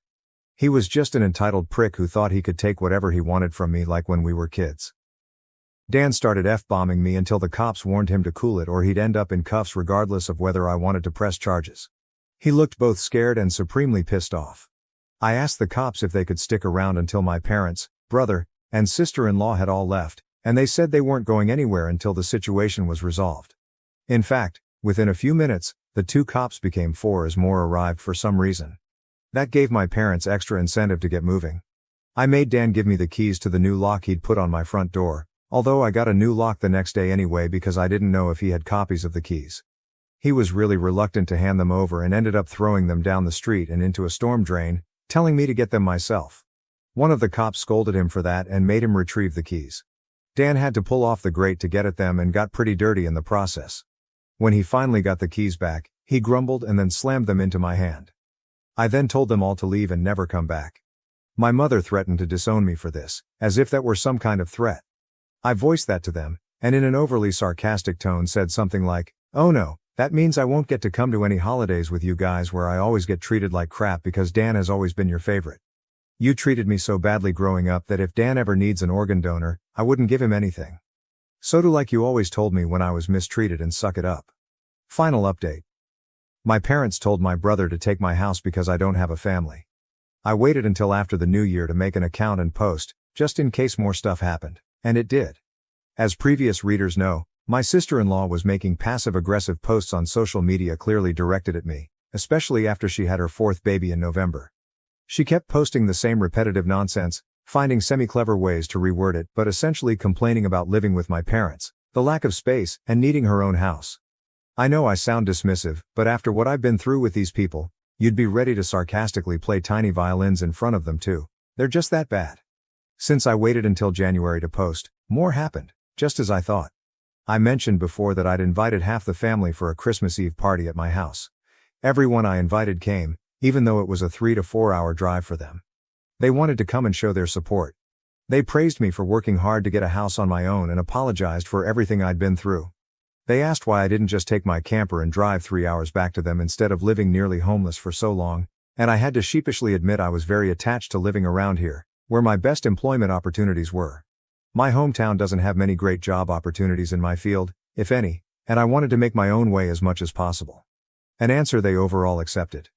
We moved on to having a really nice party, the best I'd had in years. Some relatives brought CDs of great Christmas albums, and my favorite was the one my uncle brought of Ray Charles. He sings Christmas songs like no one else. It was a grand and happy time.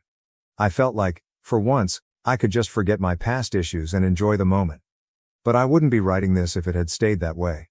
About 2 hours into the party, you know who showed up.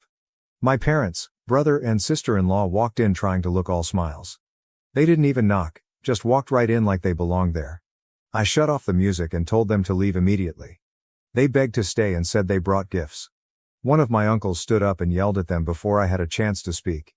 He said they didn't deserve to be in my home or my life after the crap they pulled months earlier, and several other relatives backed him up. This uncle, my mother's brother, used to adore her until he found out about the stuff that went on between me and my parents. My grandparents, my mother's parents, as old as they are, hurriedly stepped in and told my parents that if they wanted to make amends with me, it was far too soon. They expressed their immense disappointment in them for the past year. They'd hidden their favoritism for my brother from prying eyes for a long time, but no one was fooled anymore. They needed to make a serious effort to treat me like a son if they ever wanted to be in my life again. Then they turned to Dan and my sister-in-law and said they were tired of the repetitive nonsense my sister-in-law kept posting. They told her to let it go already because my house would not become their new home. My sister-in-law reverted to her usual crying routine, throwing a tantrum about how she should be the one living here and not me. She sat down and complained that it wasn't fair I had this house to myself when I had no family, while she had 4 kids that needed more space. She just wanted a better place to live and feel like a real mom. It was petty of me, but I loudly pointed out that she sucked as a mother because she let my mom do most of the parenting while she sat on her butt all day, playing on her phone or spending all of Dan's money. She had the nerve to complain about it. I even joked that I was surprised her baby didn't get drunk from her breast milk since she drank so much booze. That comment got me some stares. My sister-in-law demanded to know if I was calling her a bad mom. I said the evidence speaks for itself. If she wanted to afford to move out of my parents' house someday, she needed to use her college degree, get a job, and save money. My mom already did most of the childcare for my brother's kids, so she'd have plenty of time after her baby got a little older. My brother's eldest, a 7-year-old, ran up and started kicking and screaming at me for yelling at his mom. He kept at me about how his mom said I was the bad guy who made her cry and didn't let them live here. My brother pulled his son away, but the other relatives jumped back in, and it turned into a family intervention against my sister-in-law and brother. She was crying, her new baby was crying, her kids were crying, hell, even Dan was nearly in tears from the verbal lashing he was getting. He ended up just sitting on the ottoman by the front door, looking like a complete wreck. He couldn't look anyone in the eye. He couldn't even say 2 words to me. Not with a house full of angry people ready to judge him if he tried to act like the golden child again. If they weren't there to hold him back, I bet this would have ended up like when he tried to take my house months earlier. By this point though, He'd been so thoroughly humiliated that his and my parents' reputation in the family was completely destroyed because the masks were off. Soon after, my parents, brother, and sister-in-law all left in defeat. The party resumed, and we all avoided speaking of what had just happened for the rest of the evening. Since most of the adults had been drinking, everyone stayed the night at my house. I even let some of them sleep in the camper to ensure there was enough space. It makes a good guest house. My relatives had wanted a tour of it earlier and couldn't believe I'd been living in it for around 2 years. They asked a lot of questions about what summer and winter were like and so on. I was up earlier than everyone else on Christmas morning and had a fresh pot of coffee and some ibuprofen ready for those suffering from spiked eggnog hangovers. They complimented me on being a way nicer host than my parents ever were, and we all agreed to do this again next Christmas. After Christmas, my sister-in-law finally stopped making posts that were obvious digs at me and even deleted the old ones. But shortly after the new year, she posted again, complaining about how she tried to convince my parents to get a camper like mine so it could be set up in the backyard. That way, Dan and his family could use the whole house as their family home. My parents vehemently turned down that idea. They were not going to be pushed out of their own home, let alone their master bedroom. The post was only up for a couple of days before my sister-in-law removed it, and she has hardly posted anything since. She loves to complain, but if a tree falls and no one is around to hear it, can it still complain? My sister-in-law seems to have realized there's no point in doing it when no one is listening. And Dan can't afford to move his family out on his salary alone anytime soon. If they end up expecting another child in the next few years, I won't be surprised. Things have mellowed down for me since then, and I've even invited friends over for a poker night. I suck at poker because I can never remember the rules, but so what? We get to drink beer and eat junk food while being merry idiots. We loaded up on Whoppers from Burger King and just had a great time, enjoying the evening and getting pleasantly drunk.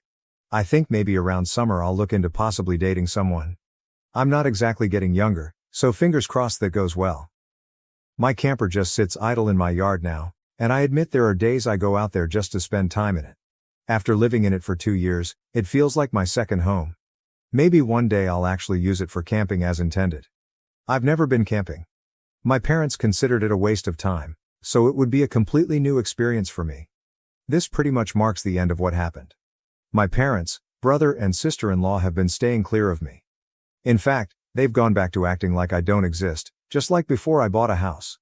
Not that it bothers me at all, it's better this way. But they'll inevitably come back in some way. I know they will. I just wonder what kind of stupid thing they'll do next. If anything notable like this happens again, I'll make another post if this account is still active. I yelled at my wife that having a child with her was the biggest mistake of my life and that she had made me miserable. Now, I regret my words. Repost as my last post got removed. I have been with my wife for 4 years. I have a 5-year-old from a previous relationship. My 5-year-old, Leah, is from my first long-term relationship during college. We split shortly after her birth, as my then partner admitted to being unfaithful and not being ready to start a family. My daughter loves my wife. They are inseparable. My ex does not have much to do with my daughter or myself except cause the occasional drama. She did not want any custody or visitation time, so my wife is her mother for all intents and purposes. My wife is almost 8 months pregnant. She has shut me out of the entire pregnancy but refuses to admit anything is wrong. I feel completely ignored and hurt. When we first learned she was pregnant, she told me while I was making breakfast. Of course I was elated. However, since it was an unplanned pregnancy, I asked how she was feeling at first. She began smiling and crying about how excited she was. I picked her up, gave her a million kisses, and told her I was so excited to have a baby too and what a wonderful mother she would be. All good, right? She went all out to announce it to everyone else. Balloons and boxes, t-shirts and best big sister mugs. I assumed the casual announcement with me was because she wanted my feelings on growing our family before celebrating. However, when her sister asked about how I liked my box, my wife quickly said, "He didn't get one, this isn't his first rodeo." It was like pulling teeth to get her to let me go to the ultrasound appointments. She didn't want me to miss work, didn't want to interrupt Leah's routine, excuse after excuse. When it came to listening to the heartbeat, my wife instantly started crying happy tears. The tech was telling her how strong the heartbeat was, how precious our little one was, etc. I was feeling a bit emotional and cleared my throat to prevent crying. The tech said, "Aw Dad, isn't that sound beautiful?" My wife immediately said, "This isn't his first child. It's not that special for him." I immediately said this is one of the most important moments of my life. I can't think of anything more special. The atmosphere was clearly awkward after. Another thing that bothered me, I heard Leah and my wife's mom laughing in the living area. I was in the kitchen making dinner. When I walked in and asked what the fuss was about, Leah was touching my wife's stomach and was laughing with excitement that the baby was moving and it would be so cute. My wife let my daughter and Mill feel the baby move before me. I was hurt but simply said how happy I was. Later that night, my wife was poking her belly and laughing. I asked her to feel as well and she said, "You felt Leah move as a baby. What can be better than that? She was the cutest baby ever." She has felt pretty poorly throughout her pregnancy, but refuses to let me help her. If I bring her a snack and drink, she offers it to our daughter. If I try to rub her feet or legs, she asks me to play with our daughter so she doesn't feel like she is being replaced or ignored. I simply do not ignore my daughter. We have bonding time. I'm an active parent but I want to love my wife. She can hardly eat but when I asked her what I can prepare for her, it's whatever Leah wants. We went to the zoo with Leah, and my wife started feeling bad. She had cramps and was considering going to the hospital, severe nausea and dizziness. I carried her to a bench nearby and she began to cry saying she can't even stand up. I told her let me call an ambulance or I'll carry you to the car and drive you. She said she didn't want to ruin Leah's trip and we didn't even make it to the aviary, Leah's favorite part. I said I wasn't leaving when she asked me to continue to go through the zoo with Leah. We sat for a while until her dad showed up. She didn't even tell me he was coming, and he took her to the doctor. I was shocked, and followed them with Leah. When we arrived, Leah was upset about missing the aviary and pouting. At that point the health of my wife and unborn child were my concern. I really didn't care that Leah was upset. My wife was irate that I made Leah miss out. Another example, we were watching Leah play in a local kids' sport. I asked her, "Do you think our kid will be athletic, artistic, enjoy science or math?" She said, "This is Leah's moment, we shouldn't make it about someone who isn't even here." Leah was on the field, we were sitting in the stands. We had both waved to her, held up a sign for her, everything. I just wanted to talk about our baby. When her bump was really showing, she would always show it off to anyone who wanted to look. Her family, friends, siblings, etc. "Do you want to see my bump? I'm huge, so excited, I can't believe it's only X more weeks." They all touch her bump, talk to it, etc. Her parents come and read or tell back in the day stories. They go to the beach? 1,000 bump pictures posted on her friends' social media accounts, so ready to be an honorary auntie. Her sister wife puts the B in bump and beautiful. If we go out together, she wears the loosest clothes so I don't see it. I'll even see her pull her shirt down when she sees me come into the room. She sat on me the other day after being playful in bed. Her bump was right in my face. I ran my hands up it and said, "You are the most beautiful woman I've ever seen. You already are a great mom to Leah. I can't wait to see you as our family grows." This was one of the first times I was really able to feel her bump, so I rested my hand there and said, "I love you so much already. I'm so excited to meet you. I hope you have your mom's eyes." She moved off of me and said, "I know ex-partner had a bigger bump than me. I bet it was fun seeing Leah move all the time. You don't have to act like you care. I know you've done this before." I said I don't think about it that way. Leah is special, but this is a completely new and different special because it was with her and our baby was someone completely new and special. She began to leave the room and I could see her shoulders shake from crying. I am 100% positive she is not cheating, nor has she ever. I just can't wrap my head around why she doesn't want me to be happy about this. The rest of the time is completely normal as long as I don't mention the baby. She is affectionate, initiates intimacy, brags about what a good husband I am and how great I've made this pregnancy. We plan for our future, have date nights, everything else. Unfortunately, we had a fight where I snapped. I had a break between clients at work, so I went to a local baby store and got a lot of things she had planned for the baby and nursery on her Pinterest board. I came home and surprised her with flowers, a prenatal massage certificate, and her favorite food, as well as the baby items.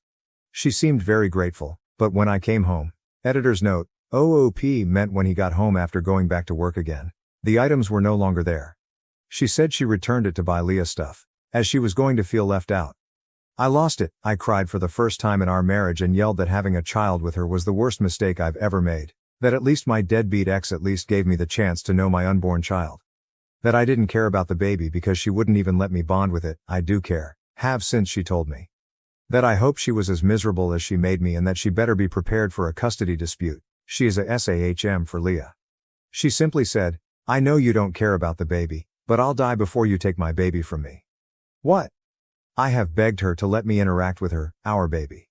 I asked her if her therapist had any insight on why she was being like this. She said no, that she isn't doing anything. I told her what I said above and she said I had those experiences already so it shouldn't matter. I asked her if the baby was mine. I know it is, I was just being mean. She threw her phone at me and said yes, go through it. I'll do a paternity test, whatever you need. I just called her parents and asked them to go to our house as we were having a disagreement and went to a hotel. I do not want to stress her or our unborn child, and I really want to repair this but I truly don't know how. I'm staying at an Airbnb for now until we can figure this out, but I truly don't know what to do. I miss her like crazy, and I can't even begin to understand why she wants to behave this way. I have apologized for what I said, but I can't take back what I said and I worry about when our baby will be born if she will even want to be a family with me, or let me have anything to do with our baby. I spoke with a mutual friend who says she is very distraught and says she can't be a single mom, loves me, but her actions prove the opposite time and time again even when I beg for change. Relevant comments. Why did you say those things? OP, downvoted. I said those things because I wanted to hurt her like she has been hurting me. It's as simple as that. I regret it. I have apologized. She has told me time and time again you shouldn't care, and I told her whatever I thought I could to hurt her. It was childish and immature of me, and it was a knee-jerk reaction. I hadn't planned on saying any of that. Commenter. Yeah, I can understand why you're angry. Has she explained why she has been saying those things? Resentment is a weird thing. She may not have even realized she had that until she became pregnant, but I do think that if that was something she'd been feeling, that it's something she should have spoken to either you or your therapist about. OP. Nothing. I've begged her to talk to me about it. I've told her we can go to counseling together, and guess what her response was? She cried and asked if I was unhappy in our marriage. I said no, I want to be more involved with you in this pregnancy. You've left me in the dark. I asked if she was unhappy. Did she want a divorce? Decide she doesn't want this baby? More tears, seemed genuinely hurt. I would even think that. Makes no sense in my mind, apparently I should just stand on the sidelines. Commenter, is it possible she's resentful of your 5-year-old? What's your relationship with Leah's mother like? OP, I truly don't think she is resentful. She adores my 5-year-old and I think she is probably the preferred parent. She takes her to the park, museums, mommy and me painting. Shows up to school events, muffins with mom etc. without fail, takes care of her when she's sick, plans our vacations out around my 5-year-old's interests. Her cousin had said something about not bringing her stepdaughter before, and my wife completely freaked and said that we don't use titles around here that make us feel like we aren't one family. She is my daughter and nothing less and will not be excluded, type thing. When she was first pregnant we took a short trip to see some of her family and she cried every day about missing Leah. She is in therapy and has been since we met for anxiety and depression, but it is clearly no help. I have brought up prenatal depression at her doctor's appointment but she really doesn't match as she is elated unless I specifically bring up the baby. Downvoted comment about seeing an attorney because he probably won't be allowed at the birth and they should just get divorced. It's definitely a fear in the back of my mind. I know Leah will be devastated. My wife already mentioned wanting her mom in the delivery room since I've already seen my kid being born, that it would only serve to embarrass her if I'm in the room this time. Commenter, you two need couples therapy immediately. You should have started it after her first or second comment. You've known for months things weren't right. Also, call her OB and explain what's going on. Ask them to make a record of her shift in behavior and stress that she's never done anything like this before getting pregnant. OP. I stupidly attributed it to hormones and other issues that come with pregnancy. She was sick for most of her pregnancy and for a lot of it actually lost weight, was constantly hungry but couldn't eat and became very body conscious. She is doing much better now and is a healthy weight and I genuinely thought it would get better. It's much easier to see in hindsight that the first few comments were deeper than that. Commenter, why the fuck did you say all that shit? She was acting really off, for sure, but you really fucked up. That's some awful, very possibly unforgivable stuff you just said. And you seemed like such a decent guy. OP, I am an idiot. I did fuck up, and I have apologized, not that it means much to her at this point. I said whatever I could say to hurt her. It was months of resentment building up. Months of begging for her to tell me what's going on, to let me in, to let me think of baby names with her. I was and I still am hurt. I hope it can be repaired, as I would like to be there for her and be a full-time father to my child. It breaks my heart to think of splitting custody time.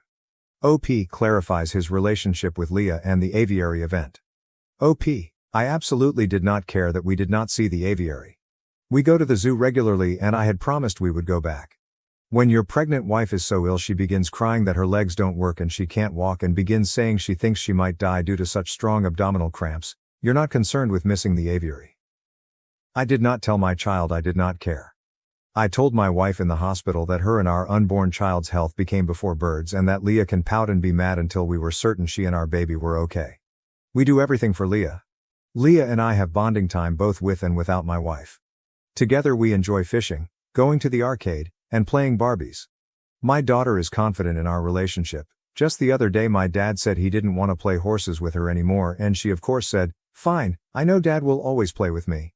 I absolutely have not and never will neglect or abuse my child.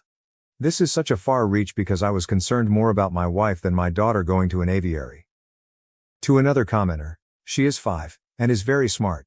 She knows that the hospital and ambulance are things people need when they are very sick. She completely understood my wife felt bad, even said I needed to get her tummy medicine so we could keep going. I didn't say, "We are leaving," cry about it.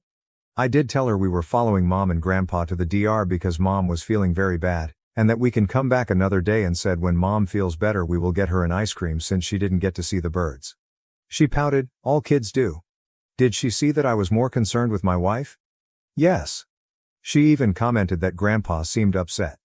We live in a hot and humid climate and my wife went from red and using a fan to pale white and saying she was cold. It was scary for me. When you arrive at the hospital and want updates. Are you okay? Is the baby okay? And your wife is miffed that you didn't take your child to an aviary and that's all she wants to talk about is that she is pouting. It hurts. Commenter. And for someone who is a self-proclaimed good husband, why has he not addressed this with his wife before? If she is acting so out of character, and showing odd behaviors, why has he not talked to her about it? Every in-tune partner would be scrambling to get to the bottom of this after a few remarks.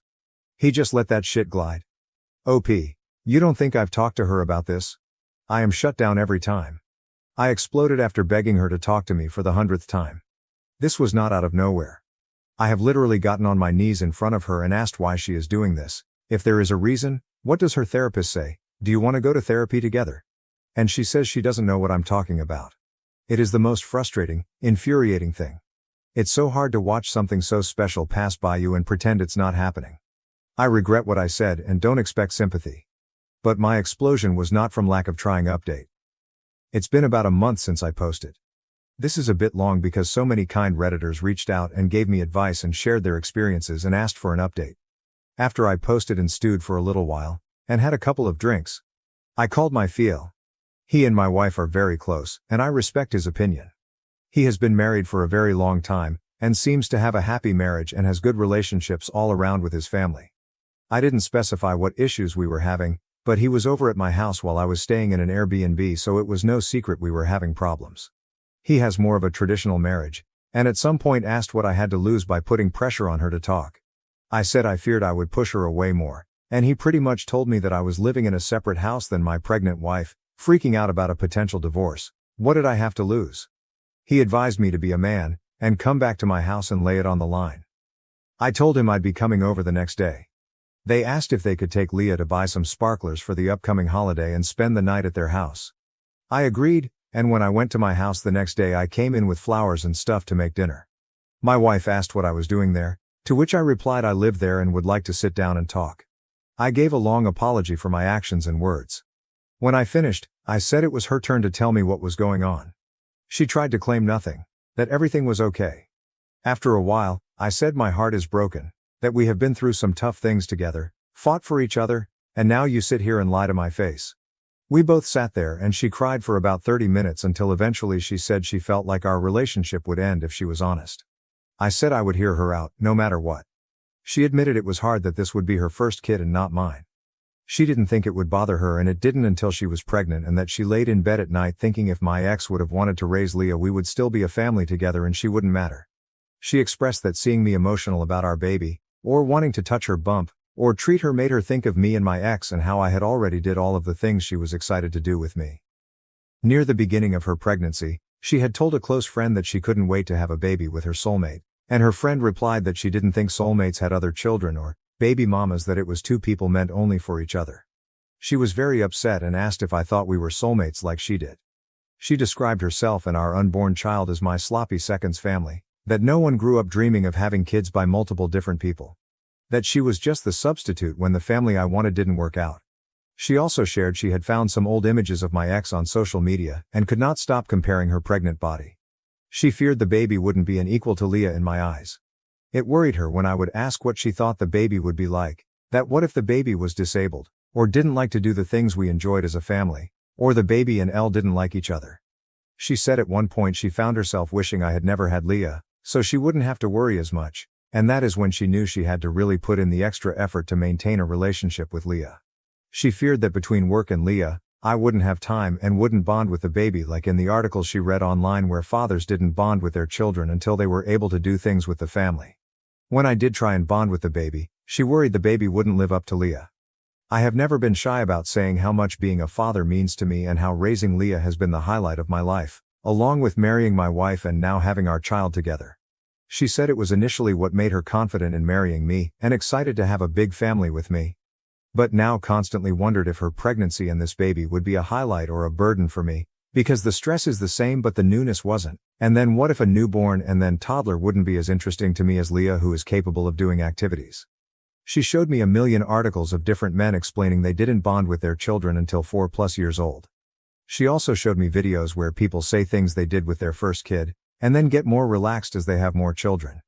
She said it freaked her out because it was clear people stopped caring the more children they had. She said that there were times she felt she was ruining our family and coming between me and Leah. For example, at the zoo she said she cried on the way to the hospital.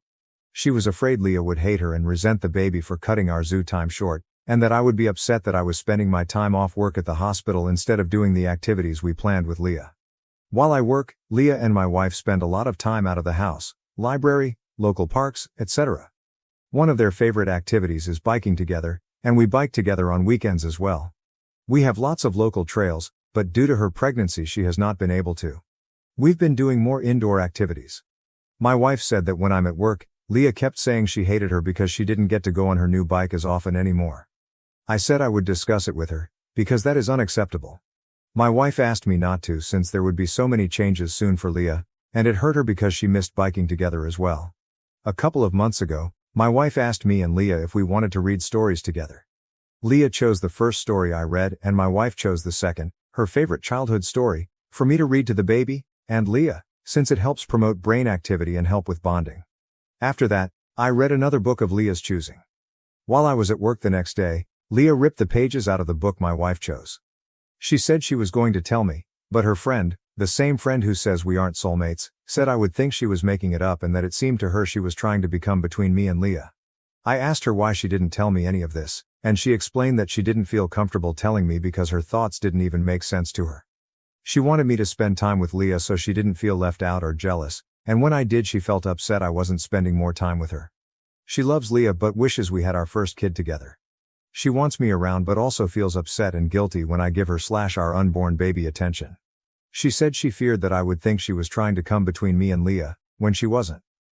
By the time I realized something was truly wrong and started to ask what was wrong, if she needed therapy, etc., she said she realized she was acting poorly, but didn't want to admit to herself that she missed out on a lot with me and doubled down as it was hard to face that she made her fears reality by pushing me away and not letting me care.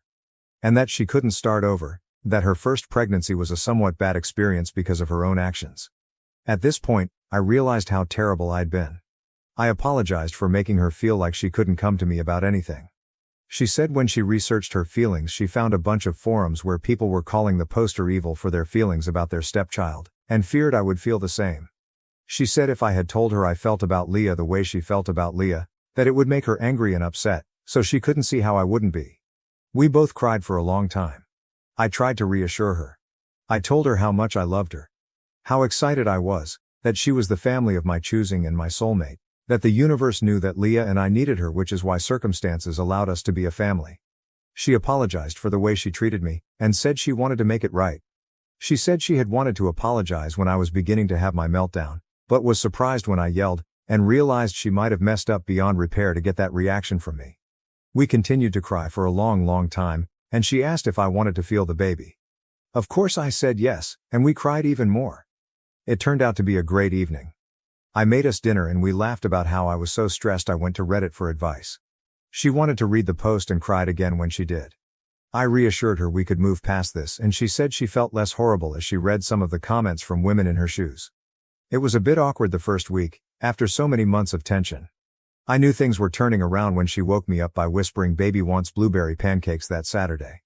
I don't think I've ever prepared pancakes so fast, I couldn't keep the smile off my face. We ended up going to a pool party a few days later, and she let me choose her swimsuit, a big deal for someone who only wore baggy clothes around me. We took family pictures, and the universe is clearly on my side because on the way home she asked me to feel her belly and our baby was hiccuping, something I had never felt before and it was the first we could share together. She has even let me help her when she is sick without making an excuse about Leah. I've learned that when she comes and puts her back to me and lifts her arm, that is my cue to lift her belly up. I now spend a lot of time rubbing and talking to her belly, and rubbing her feet, legs, back, shoulders, hips, haha, she is sore everywhere at this point. The first 500 times it made me cry. It has been such a relief to be involved. I never thought being tasked with acquiring the most random food items at 2 a.m. would be a great time for me, but it is. It still sucks that I missed out on a lot. I think it sucks for her too. She gets emotional and says a weight has been lifted off of her and things are so much easier, and she is upset that she didn't talk to me sooner. I have been working to fix some of my wife's guilt. I realized there were a lot of simple fixes. For example, I was able to go to my local bike shop and get a pull behind the trailer. Now, I pull her in that and she can use a small fan and ice packs, and Leah can ride her bike. I have taken off work so I can spend more time with them both. We are all in therapy and thankfully Leah's therapist is continuing to say she is securely attached to both of us, enjoys the time we spend together, is coping very well. Some of her behavior was due to another situation, which we have resolved, and she is excited to be a big sister. My wife was terrified that maybe she could sense her attitude shift, but her therapist says that she only has one complaint about my wife, that she forgot her candy one time and then it took 32 whole minutes for the store to deliver it. My wife is in therapy working to overcome the negative feelings she has. That is pretty much where we are now. We are getting very close to baby time and working hard to finish preparing. My wife still needs reassurance. There are a lot of times she brings up my ex and I've found bringing up our first helps. For example, she will ask about certain things and how it was for me. I'll say I don't want to talk about that, and steer the conversation to us. Do you remember our first house? First vacation? First kiss? Date? Remember that time blah blah? It made me fall more in love with you. Do you remember when you and Leah made me blah? That is still one of my prized possessions. It upsets me that my wife suffered for so long. I believe saying it out loud took a lot of power away from her feelings.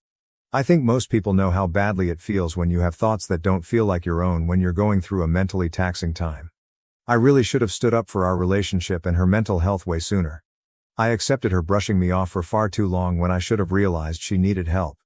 I appreciate everyone who reached out or offered advice. I posted this in detail with my wife's permission. She hopes that it helps someone out there struggling with the same feelings she felt. TLDR. My wife was facing insecurity and some mental health issues and did not feel she could reach out to me as they involved my bio daughter. Thankfully, Elle received great advice from my FIL and you all, and we spoke about it and worked it out. After some awkward times, things are somewhat back to normal and I'm able to be involved in my wife's pregnancy. Everyone, including Leah, is doing well and excited for the baby to arrive. Relevant comment. Commenter, I wonder, how is your wife moving forward regarding her friend? It seems she didn't even consider having these insecurities before she had a snake in her ear. OP, we have disinvited this friend from our home. It's hard to cut her out as she is part of my wife's larger friend group. My wife was unsure as this friend has gone through some hard things lately. However, recently my wife hosted a girls' night and her friends were arriving as I was leaving. I told her she looked beautiful and wished them a good time. When I arrived back, my wife told me this friend said in front of the whole group that I may be saying kind things to her now, but after some changes after birth I won't describe here, I will be after her. My wife said that was an unkind and untrue thing to say, and she said it was a joke. I made it very clear to my wife that I did not want her around, as we are in an emotionally vulnerable time and this person clearly does not wish us well, and she agreed. I have an autism diagnosis appointment tomorrow, and I'm terrified my mom is going to sabotage everything. I'm 17 years old, I'm a fab, assigned female at birth, and my mom is about 49 years old. Tomorrow is my diagnostic appointment, and my mom is required to come with me so they can ask her a few questions about my childhood. Now here is why I'm scared. My mom believes that I'm just getting this because I'm paranoid and trying to pick as many mental illnesses as possible, even though I have clarified to her that I have been doing research for years. When I begged her to do some research on it herself, she refused. She literally just refused.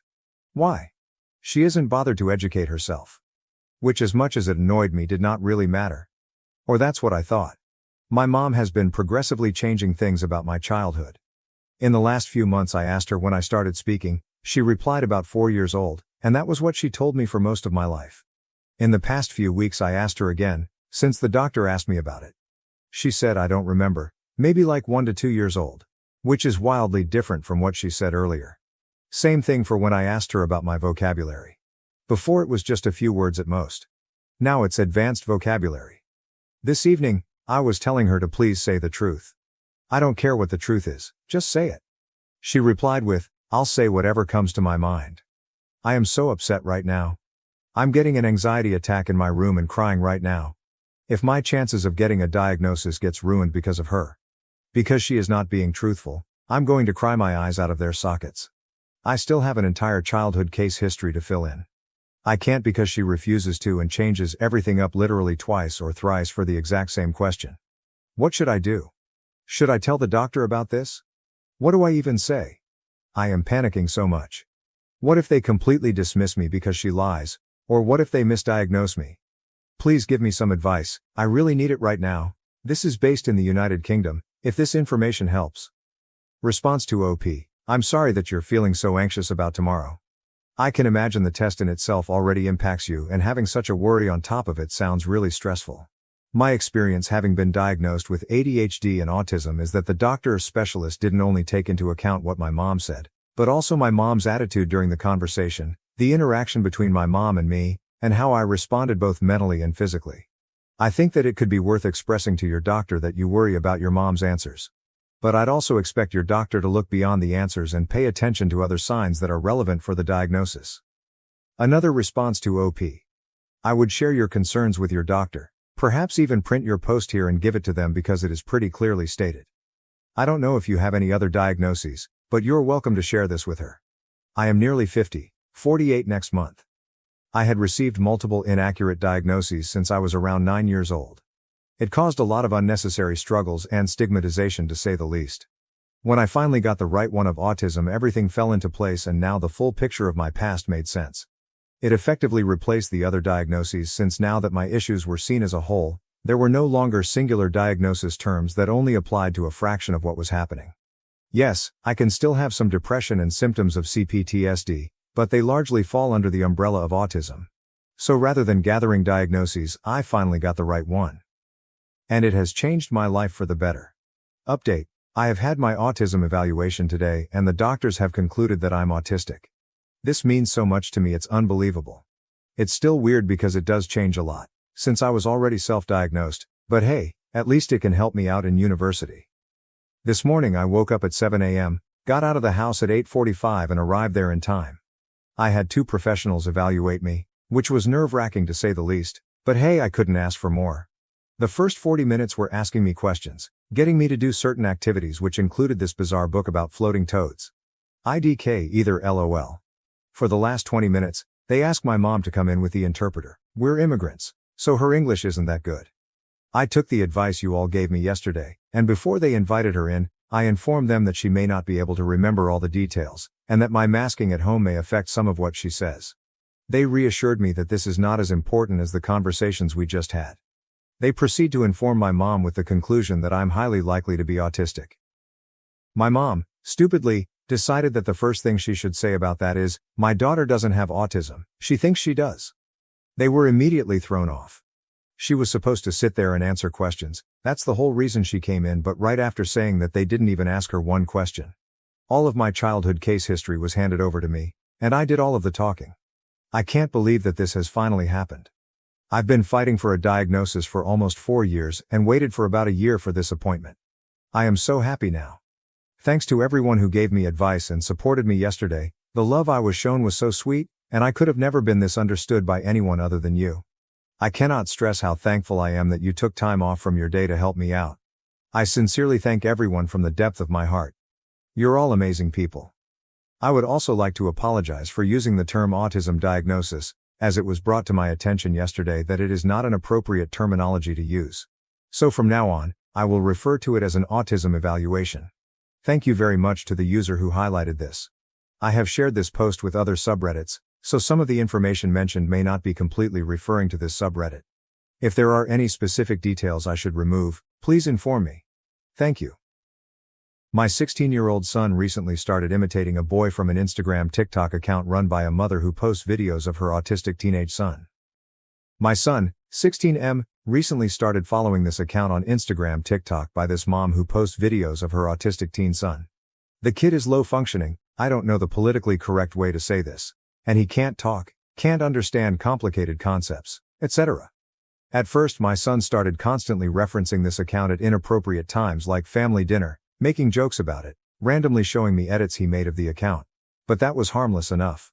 However, lately, my son has been imitating this kid and it's ruining my home life. When I ask him to do basic chores, he stims instead and refuses to do them. When I ask what he wants for dinner, he lists off ingredients in this weird way that doesn't make any sense, for example, chicken, taco, onion. He won't even answer me in complete sentences anymore when we talk. He's even doing random things around the house like dumping out entire cartons of milk into the sink and refusing to explain himself. At first, I laughed it off, but this is actually making it impossible for my son to talk normally. He even randomly makes these noises when he's talking to his friends, and I've gotten calls home from school. I'm not saying it's bad to be autistic, but my son isn't and never has been, and this has started to interfere with his entire life. Update. Hi everyone, I didn't think I would do an update, but I found out that my original post had blown up and gotten reposted on other platforms, so I thought I would update you all. After everyone's recommendations in the comments of my original post, I decided to go ahead and restrict my son's access to social media. After thinking about it for a while, I decided to give him 15 minutes of supervised use of his phone every day, in case he had to text his friends.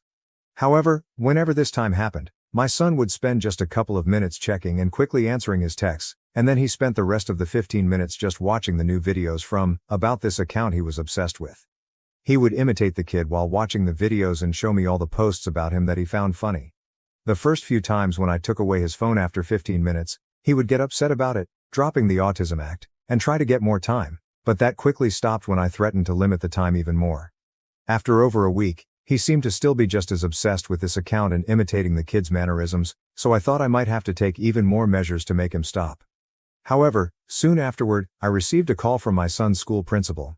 It turns out one of the kids in his class had an autistic sibling and found his behavior offensive and annoying, so they reported him to the principal, who had brought him in to talk and gave him detention and was threatening worse if this continued. This finally brought my son to stop doing this. In school and, after I spoke to him about his principal calling me, at home too. I made him unfollow the account on social media, and then I gave him normal access to his phone again. He has never explained to me what was motivating him to act the way he did, but I think it was a combination of encouragement from his friends, who found his accurate impressions of this kid funny and would call it going name of the autistic kid mode, and using it as a weird way to get out of doing work around the house. A month or so later, once this had all blown over, my son was looking at Instagram and saw my original post reposted over a clip of someone playing a video game. He asked me about it, and I told him it was me. He was a bit angry, but I think he realized he couldn't get too mad at me for it after what he had been doing. Just this week, my son saw a fake update post on the same account where someone had made up an update to my original post, which I didn't write. Because of that, I thought I should make this update telling you what actually happened. An old friend of mine has been acting inappropriately towards my daughter. I am taking steps to protect her. The last few months I've been chatting to a friend more regularly than before. We've been friends for over a decade and we used to be really close, but we slowly drifted apart. I should probably mention we are both men in our 40s. It's been great catching up with him and honestly I really needed a friend, so it's just been great. He's got a long-term girlfriend and 2 young children. A couple of months ago we visited his house for the first time. He recently moved and we weren't speaking much before that, just an occasional comment on Facebook. And me, my 14-year-old son and 20-year-old daughter spent a few hours honestly just chatting about nothing but in a good way, you know. While we were there I noticed that he kept looking at my daughter out of the corner of his eye. I never really caught him fully looking, so I thought nothing of it, especially as he has known my kids for over a decade. I didn't mention it to my daughter as I didn't want to make her feel uncomfortable if it was nothing. A couple of months went past and we visited them again. He kept talking to my daughter and not really to me, which is fine, but it just seemed odd when my daughter has really bad anxiety, and she can't really hold a conversation, and she makes it clear when she's uncomfortable talking. He just seemed to keep looking at her and talking. Even if he was talking to me, he would just look at her. The final straw was last week. We visited them and we've been having a heat wave, so we were all dressed in as minimal as possible. My daughter in a thin pair of skirts and a t-shirt, my son in a pair of athletic shorts and a gym top, and me in a polo shirt and white chino shorts. Nothing unusual, just basic summer wear. When we were in conversation, he would look at my daughter. When anyone told a joke, he would smirk a little or give a small laugh depending, but if my daughter told something mildly funny, he would really laugh to the point that even she would look awkward. He kept dropping out of conversation and just staring at her. I think she noticed it as well because she started to lean back in her chair to try to cover herself. Even though she was fine. She looked uncomfortable. Then when the sun set, she put on a thick jacket and zipped it up. I don't know if he's just trying to be friendly and he doesn't know how to act, or if he's only inviting us round to stare at her, and if so, then I don't know what to do. Yes, she's 20, but she's still my little girl and this man watched her grow up. It just seems strange. I don't know if I should say something or just don't go around there again. Either way, I think it's the end of the friendship, which is a shame, but, oh well. Update. Edits at the end of post update from my last post. I spoke to my daughter about the whole thing and wanted to know what she thought about it all because I didn't want to say anything if she didn't think it was odd. She told me that after the first time we saw him again, a few months ago, he had appeared outside her work after she finished her shift and asked if she wanted a lift home instead of getting the bus. She said that since he was a good friend of mine, she trusted him and got in his car. On the ride home, he repeatedly touched her leg and started talking about how much she's changed since he saw her last, before we all met up, and how much of an adult she looks now. He told her she's growing into her body like a good girl. My daughter said that she would walk the rest of the way home because she didn't want to put him out too much, but he insisted on driving her all the way. She said she kept moving away from him, but he was leaning to touch her knees. She said that at a red light not long before the house, he gave her his mobile number and texted himself from her phone and told her to call him if she wanted a lift or anything else. Then when she got home, she went to leave the car, but he grabbed her arm and asked her where his hug and kiss goodbye was. Not a new thing. He gives us all a hug every time.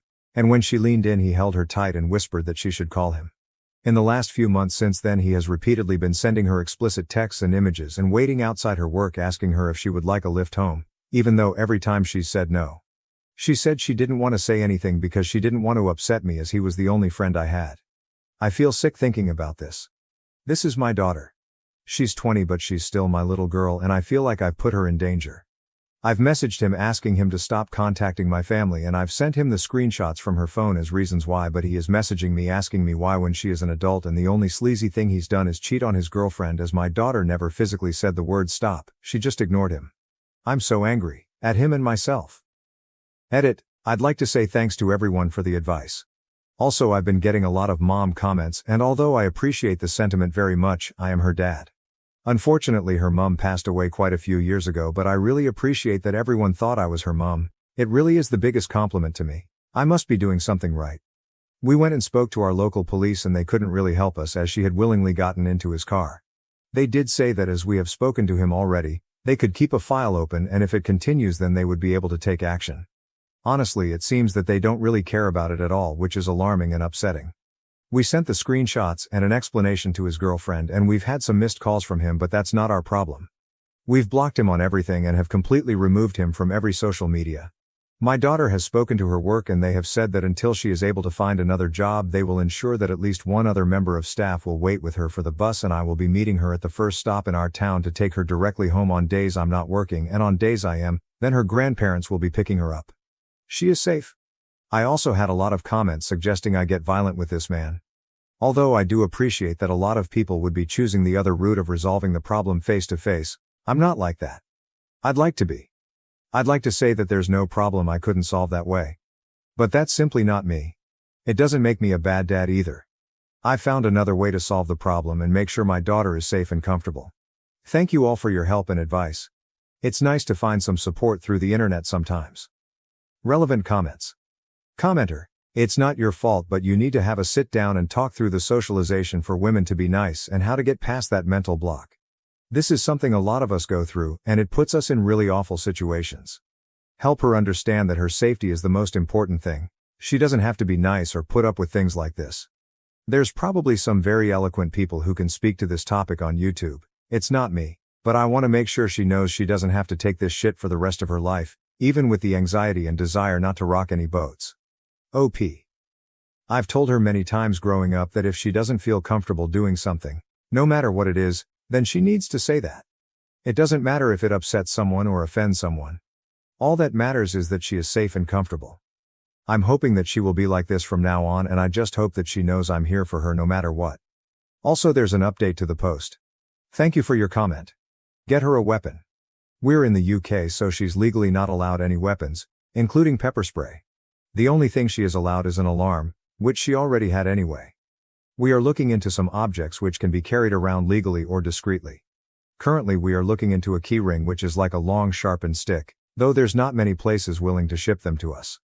I'm so very sorry to hear what you have been through, and I wish you well throughout your life. My stepfather murdered my mother before taking his own life. I'm overwhelmed, lost, and unsure of how to move forward. I know this doesn't sound real. I have my boyfriend and my best friend here. I've known this for about 2.5 hours. It still doesn't seem real. I don't really know what I want to accomplish with this post. But I swear it is real. It's 3:51 a.m. in Berlin right now. We were trying to finish watching the movie that we started before the police rang at my door. I don't know what to do. Edit. The police just called me. My stepfather killed himself.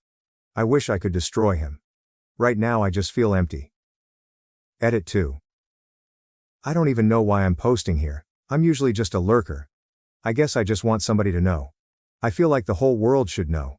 My mother is the most amazing person, and she has always been my idol. I don't know how to feel. I'm in our apartment, and I feel like everything I see is her. My evening started so differently. Everything started so differently. I haven't slept yet. I don't know how I will. Though sleeping is usually my talent. Mom wakes me up every afternoon if she feels like I'm sleeping too long. Since I moved back in, during the COVID lockdown. Update. Hello. My last post got capped, so I made a throwaway account. It's been about 24 hours since the police stood in front of the door to my mom's and my apartment and told me that my mother is dead. I've cried so much today, I feel like it's been an ocean of tears, so much that I just feel empty now. I miss her, so fucking much. It still just feels like a bad dream. This can't really be real. Her death was on the news, and I saw a picture of a body in a blue body bag being rolled into the back of a wagon. That is my mother. In that bag. Oh my God. I'm going to run down what happened again. Maybe this will make it more real for myself? I don't know. My boyfriend and I were in the park playing speedminton on Wednesday evening when my mom called me and told me she would be coming home. I asked her if everything was okay, and she said yes, not to worry about it, and my boyfriend was still welcome to come over if he liked. I told her okay, I would see her in a moment. We both went home and she wasn't there. I wasn't worried. My stepfather and my mom have been together for a while and they're very much in love, but they can fight a lot sometimes. They always make up very quickly. I tried calling her several times to know if she wanted dinner and sent her text messages, and texted and called my stepfather as well. They didn't answer. This wasn't so unusual either. I thought they just made up. I'm guessing by this time he had already stabbed her. I feel sick writing this sentence. The police showed up at 3 in the morning, informed me, stayed in the apartment while my boyfriend called my best friend, who rushed over with a taxi. Everything is kind of a blur from then on.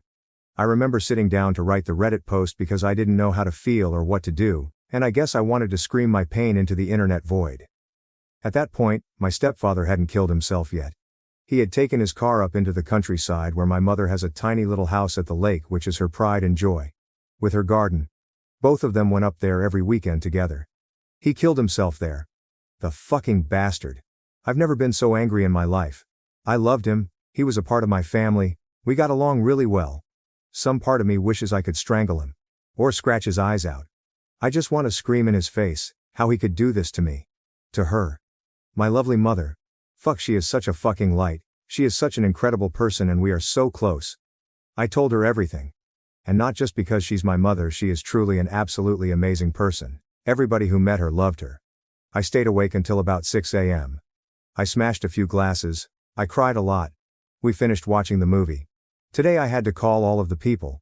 My grandparents, her brother, her friends. I had to call my stepfather's children in the UK and tell them what happened. I can't imagine how hard it must be for them. My mother was the victim. Their father was the murderer. I feel so bad for them.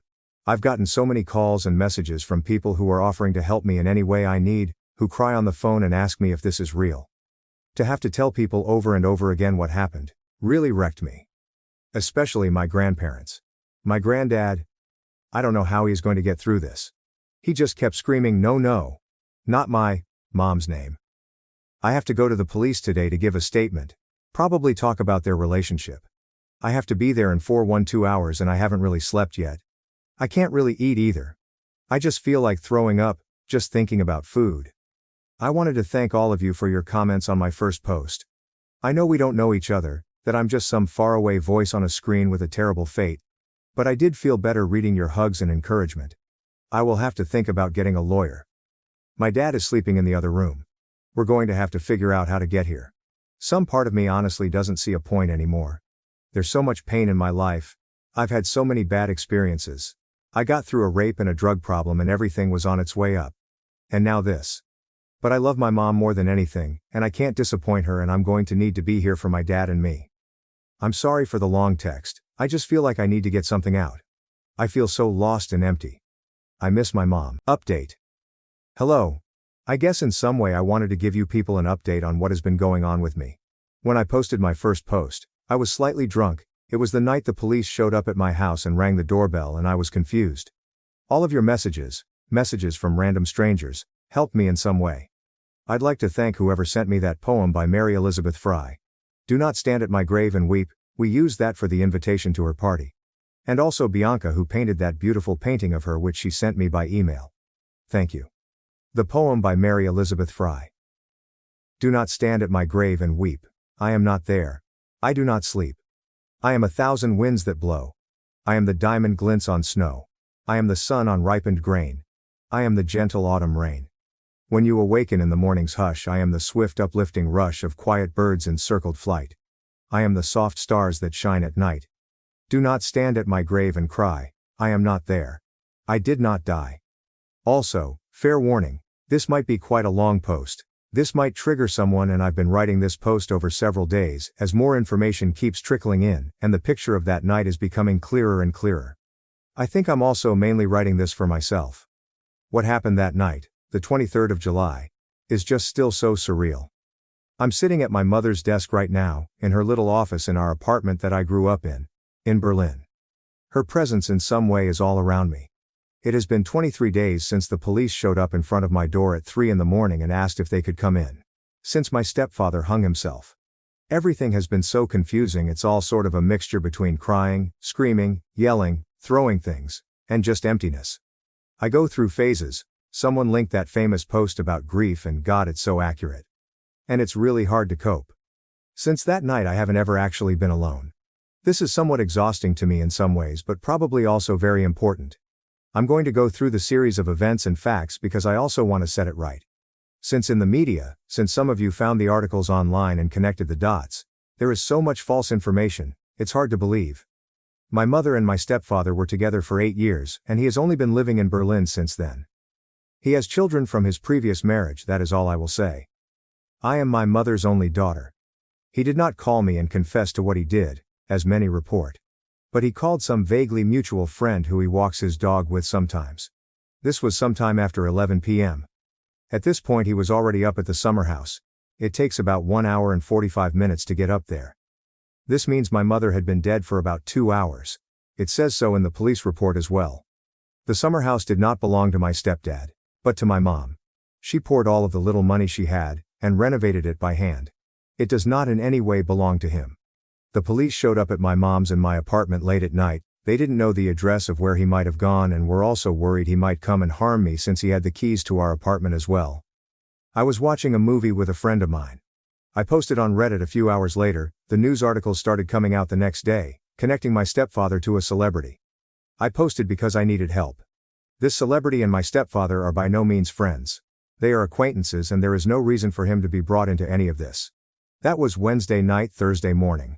On Friday I was at the Landeskriminalamt, criminal police, and gave a 3-hour statement about them and their relationship. This next part is about my feelings and mainly about my mom. Feel free to skip it. Since then, my whole world has been turned upside down. My mother, the person I honestly loved most in the whole world, was just torn from me. It feels like I have this big bleeding hole inside of me. I'm not crying all the time, sometimes I feel okay, but more like empty. My mother has been with me my whole life. The whole 21 years, and I'm not just saying this because she is dead. She is honestly the best mother you could wish for. She is goofy and caring. Her laugh is infectious. She has such integrity. She is the most animated person. When she tells a story, she will get up from the table and gesture all around. Her eyes are so shining. I think I might show some pictures of her, because I want people to recognize her beauty. I want the whole world to know she is gone. Because this is an honest and devastating loss to the world, believe me. She is so talented. She got her bachelor in art history in America. She has worked odd jobs all her life. She's always been a hippie. When I was little, she started working at this English language summer camp in Thüringen in Germany, and she used to take me there for many weeks with her. On a hill, on a farm in the middle of a giant forest. She's a magician in the kitchen. She can open the fridge door and magically make something out of leftover ingredients that nobody would ever think tastes good. Noodles and carrots, anyone? She likes to make everything herself. She would let milk go bad and make her own ricotta. I have 1,000 jars of her homemade chutneys and jams. She baked her own bread years before the pandemic. She made her own vinegar, her own syrups and alcohol, and her hot sauces are legendary. I used to come home and open the fridge door and I'd ask her which of the many bowls she had covered with little plates were edible and which weren't ready yet. Since she's dead, I have found so many started experiments of things I don't even know what they are. I wish I could ask her. There are so many things I wish I had the time to ask her. Writing this is making me cry again. At the beginning of the pandemic, March I believe, I moved back in with her and she ordered 14 different bottles of white wine on Lidl, and every night we'd drink one together while we cooked, and I'd write notes on the color and the taste, and we'd give it a 1-10 on the Lidl scale. She's one of the funniest people I know. And she is so forgiving. Even when I was younger, we would get into huge blow-up fights sometimes and we'd scream. But 5 minutes afterwards she'd come into my room and she'd apologize and tell me she loved me more than anything in the world. We told each other we loved one another all the time. Sometimes just randomly, and hugged each other. I'm so grateful for this. I would say we had a rare mother-daughter bond. I love her with all my heart. She has always been my idol, my role model. If I'm even half the person she is, as generous, hilarious, creative, emotional, forgiving and understanding, I will be lucky. I see her face in front of me all the time. I can hear her laugh. Fuck. I'd really give anything for her to be with me right now. Anything. It really tears me apart. If it weren't for her, I would have probably been dead 2 years ago. She pulled me out of my dark holes. She loved me unconditionally. She isn't just my mother. She is my best friend. And I will never ever forgive him for taking her from me. Especially since more and more facts are coming out. End of emotional bit. It's important to preface that I knew their relationship, or to be more exact, I was the closest to both of them together. And it's important to understand that he wasn't some creepy, abusive, scary bad guy. I loved him. He was like a best friend to me. When he came into my mother's and my life, I took him in with open arms. I've confided in him, I've told him secrets, we've had running jokes. We made bets with each other that I usually won, and he had to pay up. He was my family. This makes me feel just as conned. I feel cheated. I feel like I've been blind. I've had bad fights with him as well, and I knew about their fights, but I didn't see this coming. Not even a little bit. I would never put my mother in harm's way. I guess this is why she must have kept things hidden from me. The murder happened in his apartment. They had separate apartments.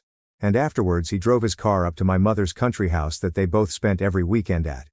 Hunting mushrooms, planting and building things, going swimming in the lake that's right in front of the door. This was their refuge, and I'm assuming this is the reason he went there. Since the day this has happened, I've always assumed he blew up about something, lost control, and he killed my mother while he wasn't clear-headed. This is what made sense to me. That he killed himself because he killed my mother. Because he didn't know how to continue. But the more time goes by and the more facts we uncover, we being my mother's friends and I, not the police, the more it seems it was the opposite. That he killed my mother because he wanted to kill himself. And that he was covering something up. Since the night the police showed up, they've been asking me if I could know where their laptops are. They both had a laptop. And both are missing. They found the empty cases. But they're gone. This sparked suspicion in us. His phone is gone as well, my mother's is not. The police gave it to me. Then there are the other facts. Trigger warning. Despite what it said in the media, she didn't have multiple stab wounds in her chest. There was only one very precise and very small wound that caused her death. He only let someone know what he did after he was up at the house. When he arrived at the cabin, he apparently parked normally, even greeted one of the neighbors. The pieces are falling into place. That this was cold-blooded. I don't really know why I'm writing all this down in a Word document and why I'm going to post it on Reddit, but I need to share. I feel so much hatred and so much anger. I feel it boiling underneath my skin and it keeps threatening to come out. I've smashed so much stuff, I've gotten so angry. Sometimes I snap and I scream at people and other times I just cry and beat my pillows. And sometimes I'm very calm. I can still feel joy. And my mother has this amazing circle of friends that I've known my whole life and who are supporting me. I saw her body in the coffin, and I will never be able to get that image out of my head. She was so tiny, it breaks my heart. I've also slept 2 nights at the cabin, and in the dark every shadow looked like my stepfather. I've become scared, and started locking my doors at night. Murder used to seem something so far off. Something that happened to other people, in a different world, separate from mine. But now it's not. And I won't let him spoil her place, her house. I won't let him take that away from her and from me. I refuse. I just miss her. I miss everything about her. It hasn't been that long yet, and all I want is for her to hug me and say my name and say she loves me and that she thinks I'm an amazing young woman. I want her to cuddle with me in bed, which she did for so many years until I felt myself too old. I want to sit at the kitchen table in the morning with her and have her ask me what I dreamt about last night, and have both of us talk about our dreams. For her to talk with me about my story ideas and my poetry, and to talk with her about the book that she was writing and will never finish. It just hurts so much, I don't know how to ever get past this. She has always been the most amazing person I know, and I can't get over this. I don't know how to get over this. I feel lost. I feel like I have to grow up very fast now and carry her with me. There's so much more to tell. So much. But I should probably stop somewhere. I would appreciate all advice. Thank you for reading. Relevant comments. Commenter. It's 23:40 and now I just want to call my mom. I'll do that in the morning when I wake up. She's my only family since we cut ties with pretty much everyone else. Be brave and take your time to recover. I hope everything will be fine for you after some time and that you'll get even stronger after this terrible event. OP answer. Hi, you're in the same time zone as me. Please do this and tell her you love her. From me. Because I wish I could tell my mom lots of love. Commenter. Hello again. I commented on the original post because I went through something so similar. I want to thank you for the update. It couldn't have been easy to write. But more than that, I'm glad to see you on Reddit just to know you're still around. The part of this post that most struck me was you spending time in the cabin. I remember the days in my father's house after his murders and suicide so vividly, and looking back on it, I wish I hadn't gone there at all. Which leads me to this. You don't have to do things the hard way. You don't have to make things harder on yourself. When grief as raw and shocking as what you've experienced takes over, we sometimes want to swim in it, because at least feeling something is better than remaining numb, feeling hollow. But I want to lovingly and gently encourage you to make sure you're taking care of yourself. I also want to reiterate how useful a trauma-informed therapist can be. I was dead set against therapy after my father's crimes happened. I thought I could handle everything on my own. After all, I'd always been the strong one. I waited a year to find a counselor, and if I could change a single thing I did, it would be that I'd have sought out help sooner. I didn't really know how to ask for help at the time. It took me years to learn how, but it would have been immeasurably useful to have someone help me through all of that. Like you, I was in my 20s when my father killed his girlfriend, her daughter, then himself. That was 16 years ago. There is a life on the other side of all of this trauma and heartbreak. I promise. And the book I just finished writing about was finally handed in on the last day of July. Maybe someday it can help you, and others. I have thought of you many times since your first post. My offer to reach out at any time stands. Any time. Edited to add. Quite a few people asked about the book in this thread and via DM. It's with my agent now, so at earliest it would be out in a year. Books take forever. The title is, We Run to Crush the Grass. Thank you for the interest, but please focus on OP. She needs the love and kindness of strangers. OP answer. You especially. You have helped me so much, Lisa. Thank you so much. You've been such a light in these dark times, advising me, listening to me, checking up on me since my first post, and listening to me complaining about my family. You're such an amazing person, and communicating with you has helped me so immensely. I send you so much love, and I will continue being in contact with you. I can't wait for your book. Commenter. You must have inherited your mother's writing talent because your story about her was so beautifully told. I agree with the others who gently suggest you speak with a therapist trained to deal with trauma. They can help you with your anger and other feelings and thoughts as they arise, so you can be guided to a proper healing. My heart goes out to you, and, if you will, I'll pray for 1,000 healing angels to surround you. OP answer. The night the police showed up at my door, at about 4 a.m. it started raining even though it wasn't supposed to. I went outside on the street and I started praying to every god there was, even though I'm not religious. But in these moments it really doesn't matter, you just want something higher to help you. Thank you so much. Upi added in this thread. Hey everyone. Imagine my surprise scrolling through Reddit on my living room couch this fine afternoon, when I see a little picture of my mom and me in my feed. Was not expecting that at all, and then to look further down and see all of these wonderful and heartfelt comments underneath. I couldn't believe it, and I actually started crying again. This is the reason I reached out back then, into the void, as I called it, at my darkest time, and Reddit reached back and gave me something to hold on to. When you lose your faith in humanity in that way, I needed the love that came from so many strangers all over, and the support. Yesterday was actually my birthday. I just turned 25, so it has been a bit over 3 years, and I can't believe that 3 years have passed. I can't stand to believe that much time has passed without her. Thinking about it makes it hurt more. I miss her so much.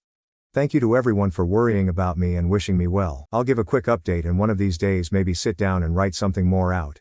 I've been in therapy for almost 2 years now, and I have a wonderful therapist that helps me greatly. It took me a while to find her, and there was a lot of trial and error with former therapists, but she's amazing and I'm so happy I have her. She actually says that I have improved greatly. In a number of things, I'm a mess. Though my mother's murder is something that I've buried very deep down below in the darkness of my psyche, and we haven't quite reached it yet. I really hate my stepmother, and I don't know how to tell my dad about it without causing a big issue. I'm feeling very stuck right now. Hey, this might be a long one. I'm sorry. It is too long. I didn't read at the bottom. I really don't know what to do about my situation, and I don't have anyone close to give me advice, so I thought here I can maybe get some advice. I have an amazing dad who raised me since my mom passed away when I was 5 years old. He is my friend, my supporter, and someone who I want to be like when I grow up. When my dad first introduced my stepmom to me, I was 10 years old, and she was very nice to me, and he looked so happy that we met and hoped we could get along. They got married when I was 13, and I was so happy that my dad and I had a new member in our family. I thought me and stepmother were getting along until I think a few months after their honeymoon she told me one morning that we just need to pretend to like each around my dad, but when he is not here that I shouldn't bother her. Honestly, this shattered me, but I agreed because I didn't know what else to do. After that day, whenever it was just me and stepmother, she would say things to get to me, and I would just not say anything. I'm introverted and don't like confrontation, so I just took it and thought over time she would get over it, but it got worse. She would talk about my height and weight and say I was a funny-looking version of my dad. I hoped my dad would notice, but he didn't. He actually thinks me and stepmother are so close and she understands me. He looks so happy with her that maybe it's worth not saying anything and giving it time. This year my stepmother has started picking on me around my dad, and he has either joined in or ignored it. I have voiced that what she says makes me uncomfortable and hurts, but my dad says she is teasing and doesn't mean it to hurt me. Well, right now, I'm at my ends and I'm scared, I'm angry, frustrated at my stepmother and my dad. Dad was away for work and it was just me and stepmother at home. She had a party at home with a couple of her friends. I helped set the house up and cook dinner cause dad asked me to help out, which was fine. After they ate and just hung out, they were hanging out on the porch when I heard stepmother and her friends talking very loudly outside my window while I was in my room. Stepmother friends talked about how lucky stepmother was to have a nice husband and a house. When they mentioned how nice it was that I cooked for them, stepmother told them that I was annoying and weird and she hated me and living with me and couldn't wait till I was 18 to kick me out. I was shocked that she hated me that much, but I didn't know why. TBH. I thought we were tolerating each other, but to hate me I must have done something, but I can't think of what I did. I've been kinda down since that day, which was 2 weeks ago, and I thought I was past the initial feelings, but at rugby training today I bursted into tears and my coach sent me home, so I drove to a beach and cried. I feel so much I honestly can't describe my emotions. I eventually fell asleep in my car. Now I'm here hoping I can get advice on how to talk to my dad about it, cause I'm scared about how he will react. I don't want my dad to be sad cause he does so much for me, but I'm not strong like him. I'm really struggling. My question is, how can I approach this conversation with my dad about my stepmother hating me? Or should I tell him at all? Too long. Didn't read. I heard my stepmother tell her friends she hates me, and I want to tell my dad about it but don't know how. Edit. Someone questioned my dad's age, and I'm sorry. But it was supposed to be 42, but I can't change it. Sorry. Thank you everyone that provided advice and kind words. It means a lot to me. I have read every comment and have an idea on how to approach this situation. I'm honestly terrified of the outcome being negative, but the encouragement and support are making this a bit easier to deal with. I am going to talk to my dad on Sunday and show him this post. I hope it goes well and I hope all of you stay safe and take care. Edit 2. I'm not sure what I am able to do what I planned, cause Amy just took my car keys away and she wants my phone but I won't give it to her, so she is waiting for my dad to take it off me because apparently I'm doing drugs, but I told her I'm not. I've been at the beach. I'm not sure, but I just want it to stop cause I can't handle it. I'm sorry. Update 1. Okay. So my post was locked, but hopefully it's okay now. I've posted the link and tried my best with spacing. I'm on mobile. If I can't post it, I give up. For all the support and advice received, I really appreciate and wholeheartedly so grateful for all who DM me to see how I was. Thank you. This will be long because a lot has happened, but many things are still not resolved. Trigger warning. I will mention self-harm, so please, if it might trigger you, please don't read further. I wish I was able to say I followed the advice that was provided, and now everything is better, but some things in life don't play the way we want it to, and we can either let it destroy us, or make us better. After writing my edit where my stepmother was taking my things away and assuming I was on drugs, I started recording on my phone and she said a lot through the door, many things about my mom and me, and just plain hateful words that I don't want to repeat on here. I fell asleep while I was barricading the door with my body when my dad demanded that I open the door. At this point, I don't remember much of what happened, but my stepmother told me I had to leave the house, and my dad agreed. I didn't know who to call, but I decided to call my coach and he picked me up, and I was a crying mess.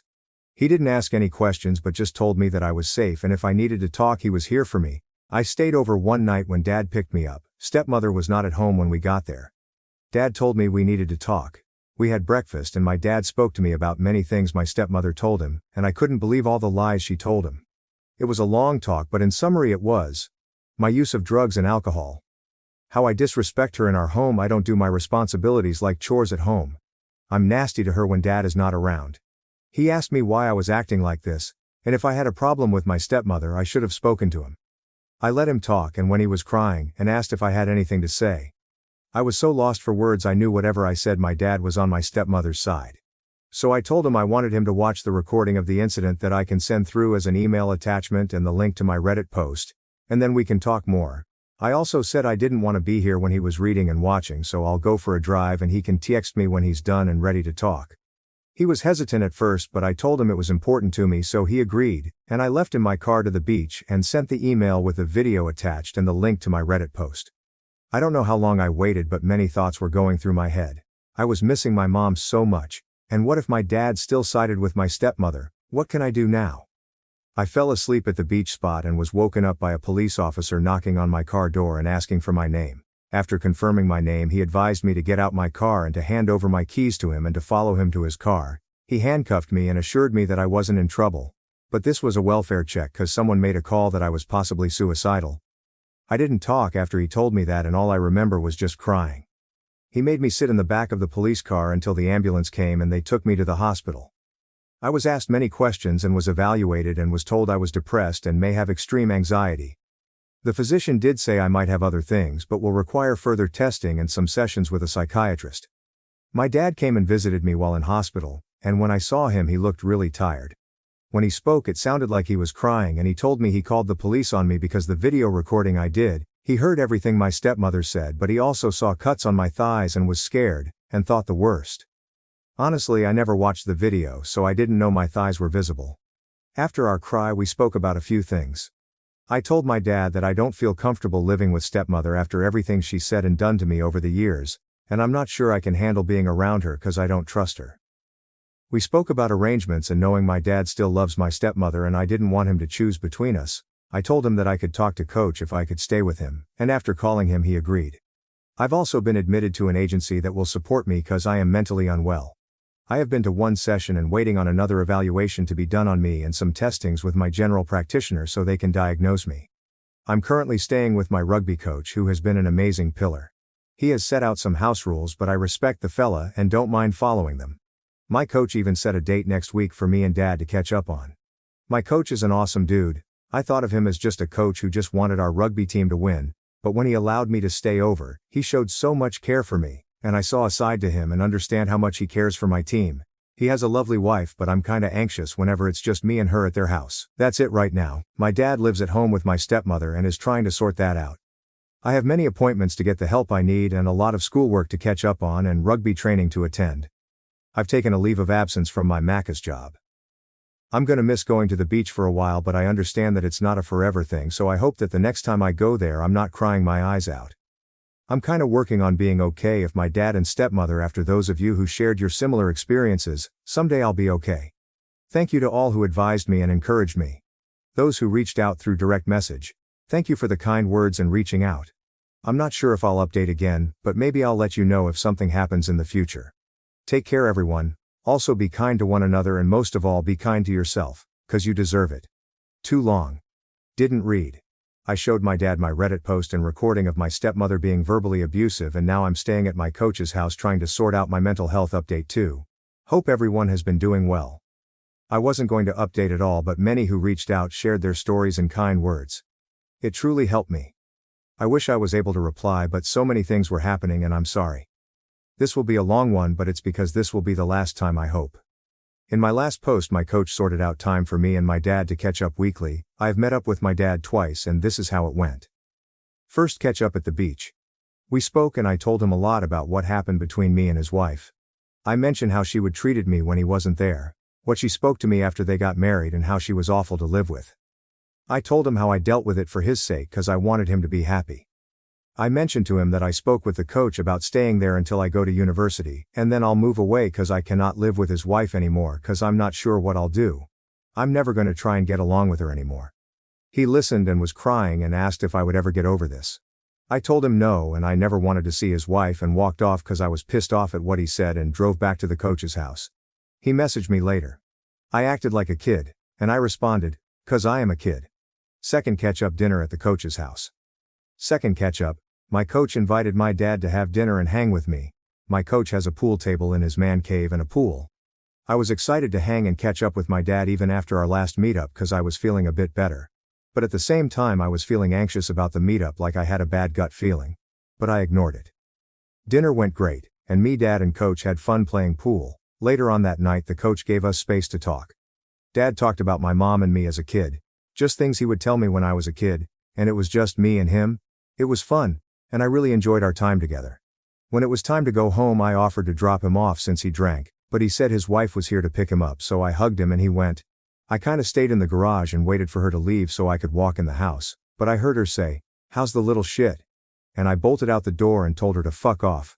Boy was I not ready for the slap my dad gave me but all I remember was swinging a punch at him and knocking him down and my coach pulling me off my dad. My coach told my dad and his wife to leave. After they left I told my coach I never wanted to see him again and texted my dad we were done. It doesn't end there. Last week I planned to not go to school on Friday and go for a drive up the line with a few teammates to just get away from everything. They ended up bailing, so I went by myself. I ended up driving to a lake and parking up and just chilling for the school day and just driving back home later on. When I got home at my coach's house I saw my dad's car parked in the driveway and thought I would have to square up with my dad. When I parked up my dad ran out the house and looked like shit. He looked like he cried for days and he started hitting my car screaming to get out the car and tell him where I was the whole day. I thought he was mad that I wagged school so he ripped the door open and hugged me so hard and cried. I had no idea what was happening or what he was saying, but all I could understand was, "I'm sorry, and I love you." After what felt like forever he kinda calmed me down and I asked him why he was here. And then he told me there was an accident with a kid getting hit by a train. And it clicked, my dad thought it was me. He said when he heard the news he called the school and they said I was a no-show and called everyone he could think of. My mates said I went for a drive somewhere but didn't know where, and my dad said he lost it. He calmed down eventually and said he would divorce his wife if I wanted him to. But I told him, he needed to choose that for himself. 'Cause the reason I stayed quiet was to make him happy. If he is unhappy to make a choice for himself. 'cause I don't want to be the reason he is unhappy, and that now I have to look after myself, and that is getting away from her," and he cried and just said, "More sorries." He ended up sleeping over in the same room as me that night and the night after, 'cause I think he was scared, and just trying to deal. I was okay with it and coach allowed it. He left after the weekend to sort himself out back at his home. I told him that where I am is good for me, and to not worry, and that I'll turn off Do Not Disturb on my phone so I could see texts. That's pretty much it really. I don't know what my dad is going to decide to do with his wife, but I am definitely not ever going to associate with her. Ever in the foreseeable future. I love my dad too much to stop seeing him, but he knows my boundaries since I've set them out clear as day, and he knows as much as I love him. I will cut him off if I feel like it's not for me. I'm moving past what happened between me and my dad's wife for me, 'cause I'm tired of letting her beat me in my mind, so I just gotta work on myself. I'm currently happy staying with my coach and his wife. They have been amazing and have shown me so much love. They have awesome kids who I have met, and they have invited me to their family Christmas. I feel bad that I feel anxious when I'm around the coach's wife, but I'm working on it with my therapist and I have a good support system. I know I want to go to university but not sure if I want to study commerce or law, but I know I am on track with my studies. I just can't afford to skip school anymore. Thank you to everyone who sent messages of support and reached out to share your experiences. Y'all gave me the strength to believe I could get out of this mess and be okay. And if you ever feel down, that there is help out there for you no matter where you are in life. I'm glad I shared on Reddit, 'cause I've learned so much about me and many things I won't forget and teach to my kids. Now I gotta go school. Take care and cheers. OP posted in Mom for a Minute on Sept 27/22 about turning 18. Can't repost from this sub. I hate that my current reality is that I don't have people I can rely on right now in my life. I am trying to do the best to survive and better my current situation. I've had so much happen to me this year and I feel like I can't afford to take time for myself, to catch a break, or else I'll lose what I currently have, which is not much. I know I'm young and have so much to look forward to, but it's hard. Like so hard to want to carry on when so much shit is going wrong. I'm trying to find a place to stay even in a flatmate situation to be more independent, but I can barely afford anything. My job offered me a better paying position at the expense of a full-time job, and even though I would love more money, that means I will have to give up my dream to go university. I know many people have had worse situations, and honestly, I don't know how they found the will and help they got. It really feels like the world just hates me, and I know I'm feeling sorry for myself, but I honestly giving up hope. What can I get the family I'm staying with for Christmas? I, 18 nem, feel indifferent about catching up with my dad, 42 male.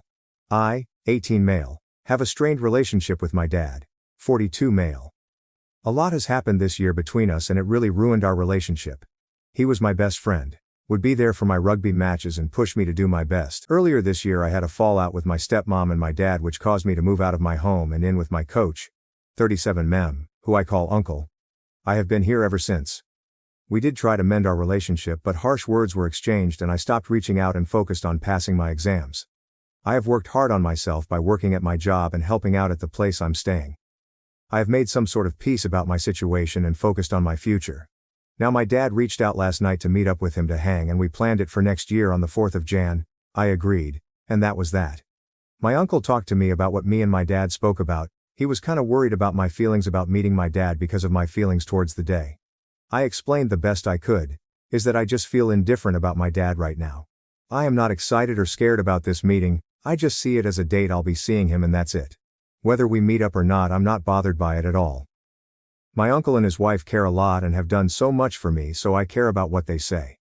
They think I should have a reason to meet up with him since I haven't spoken to him in a while and worried I could get hurt. Should I have a different mindset towards catching up with my dad? Too long, didn't read. Dad planned to catch up next year for me and him. We had a fallout, so my uncle thinks that I should be feeling something, but I feel indifferent. A commenter asks how it went. Okay, this reply took a while because I wasn't ready to share, but I'm okay for now. My dad turned up with stepmother and told me that they were having a kid. I congratulated them and we spent time talking about my future, and dad telling me he can pay for my university studies as long as I keep my grades up. We spoke about a lot and then we said our goodbyes, and I left. I wasn't able to drive home because I started crying and had to call my uncle to come pick me up. It's been a few weeks since the meeting and now I'm not sure about my feelings about everything, but focusing on getting ready for uni, so I'm working a lot more. My uncle and I are planning to go check out his other house that was affected by floods, so that's something to look forward to because I need a change of scenery. Thanks for checking on me, it means a lot. You'll do well, OP. Go out there and be successful for yourself. Your uncle and wife are really a gem. That's a couple you need to return the favor or love one day. So have you decided what major you will do in uni? OP. Most definitely. They are honestly the best support I have, and I am forever grateful to them both for sharing their home, family and love. Sometimes I wonder why they do it, and they always remind me it's because they care and love me, which means a lot. For uni I am going for a bachelor's in commerce, majoring in commercial law and accounting. Very excited about it and looking forward to it. It will take some years, but that's okay for me right now. The father is not leaving the stepmom and OP is working to move forward. I'm flaring this concluded.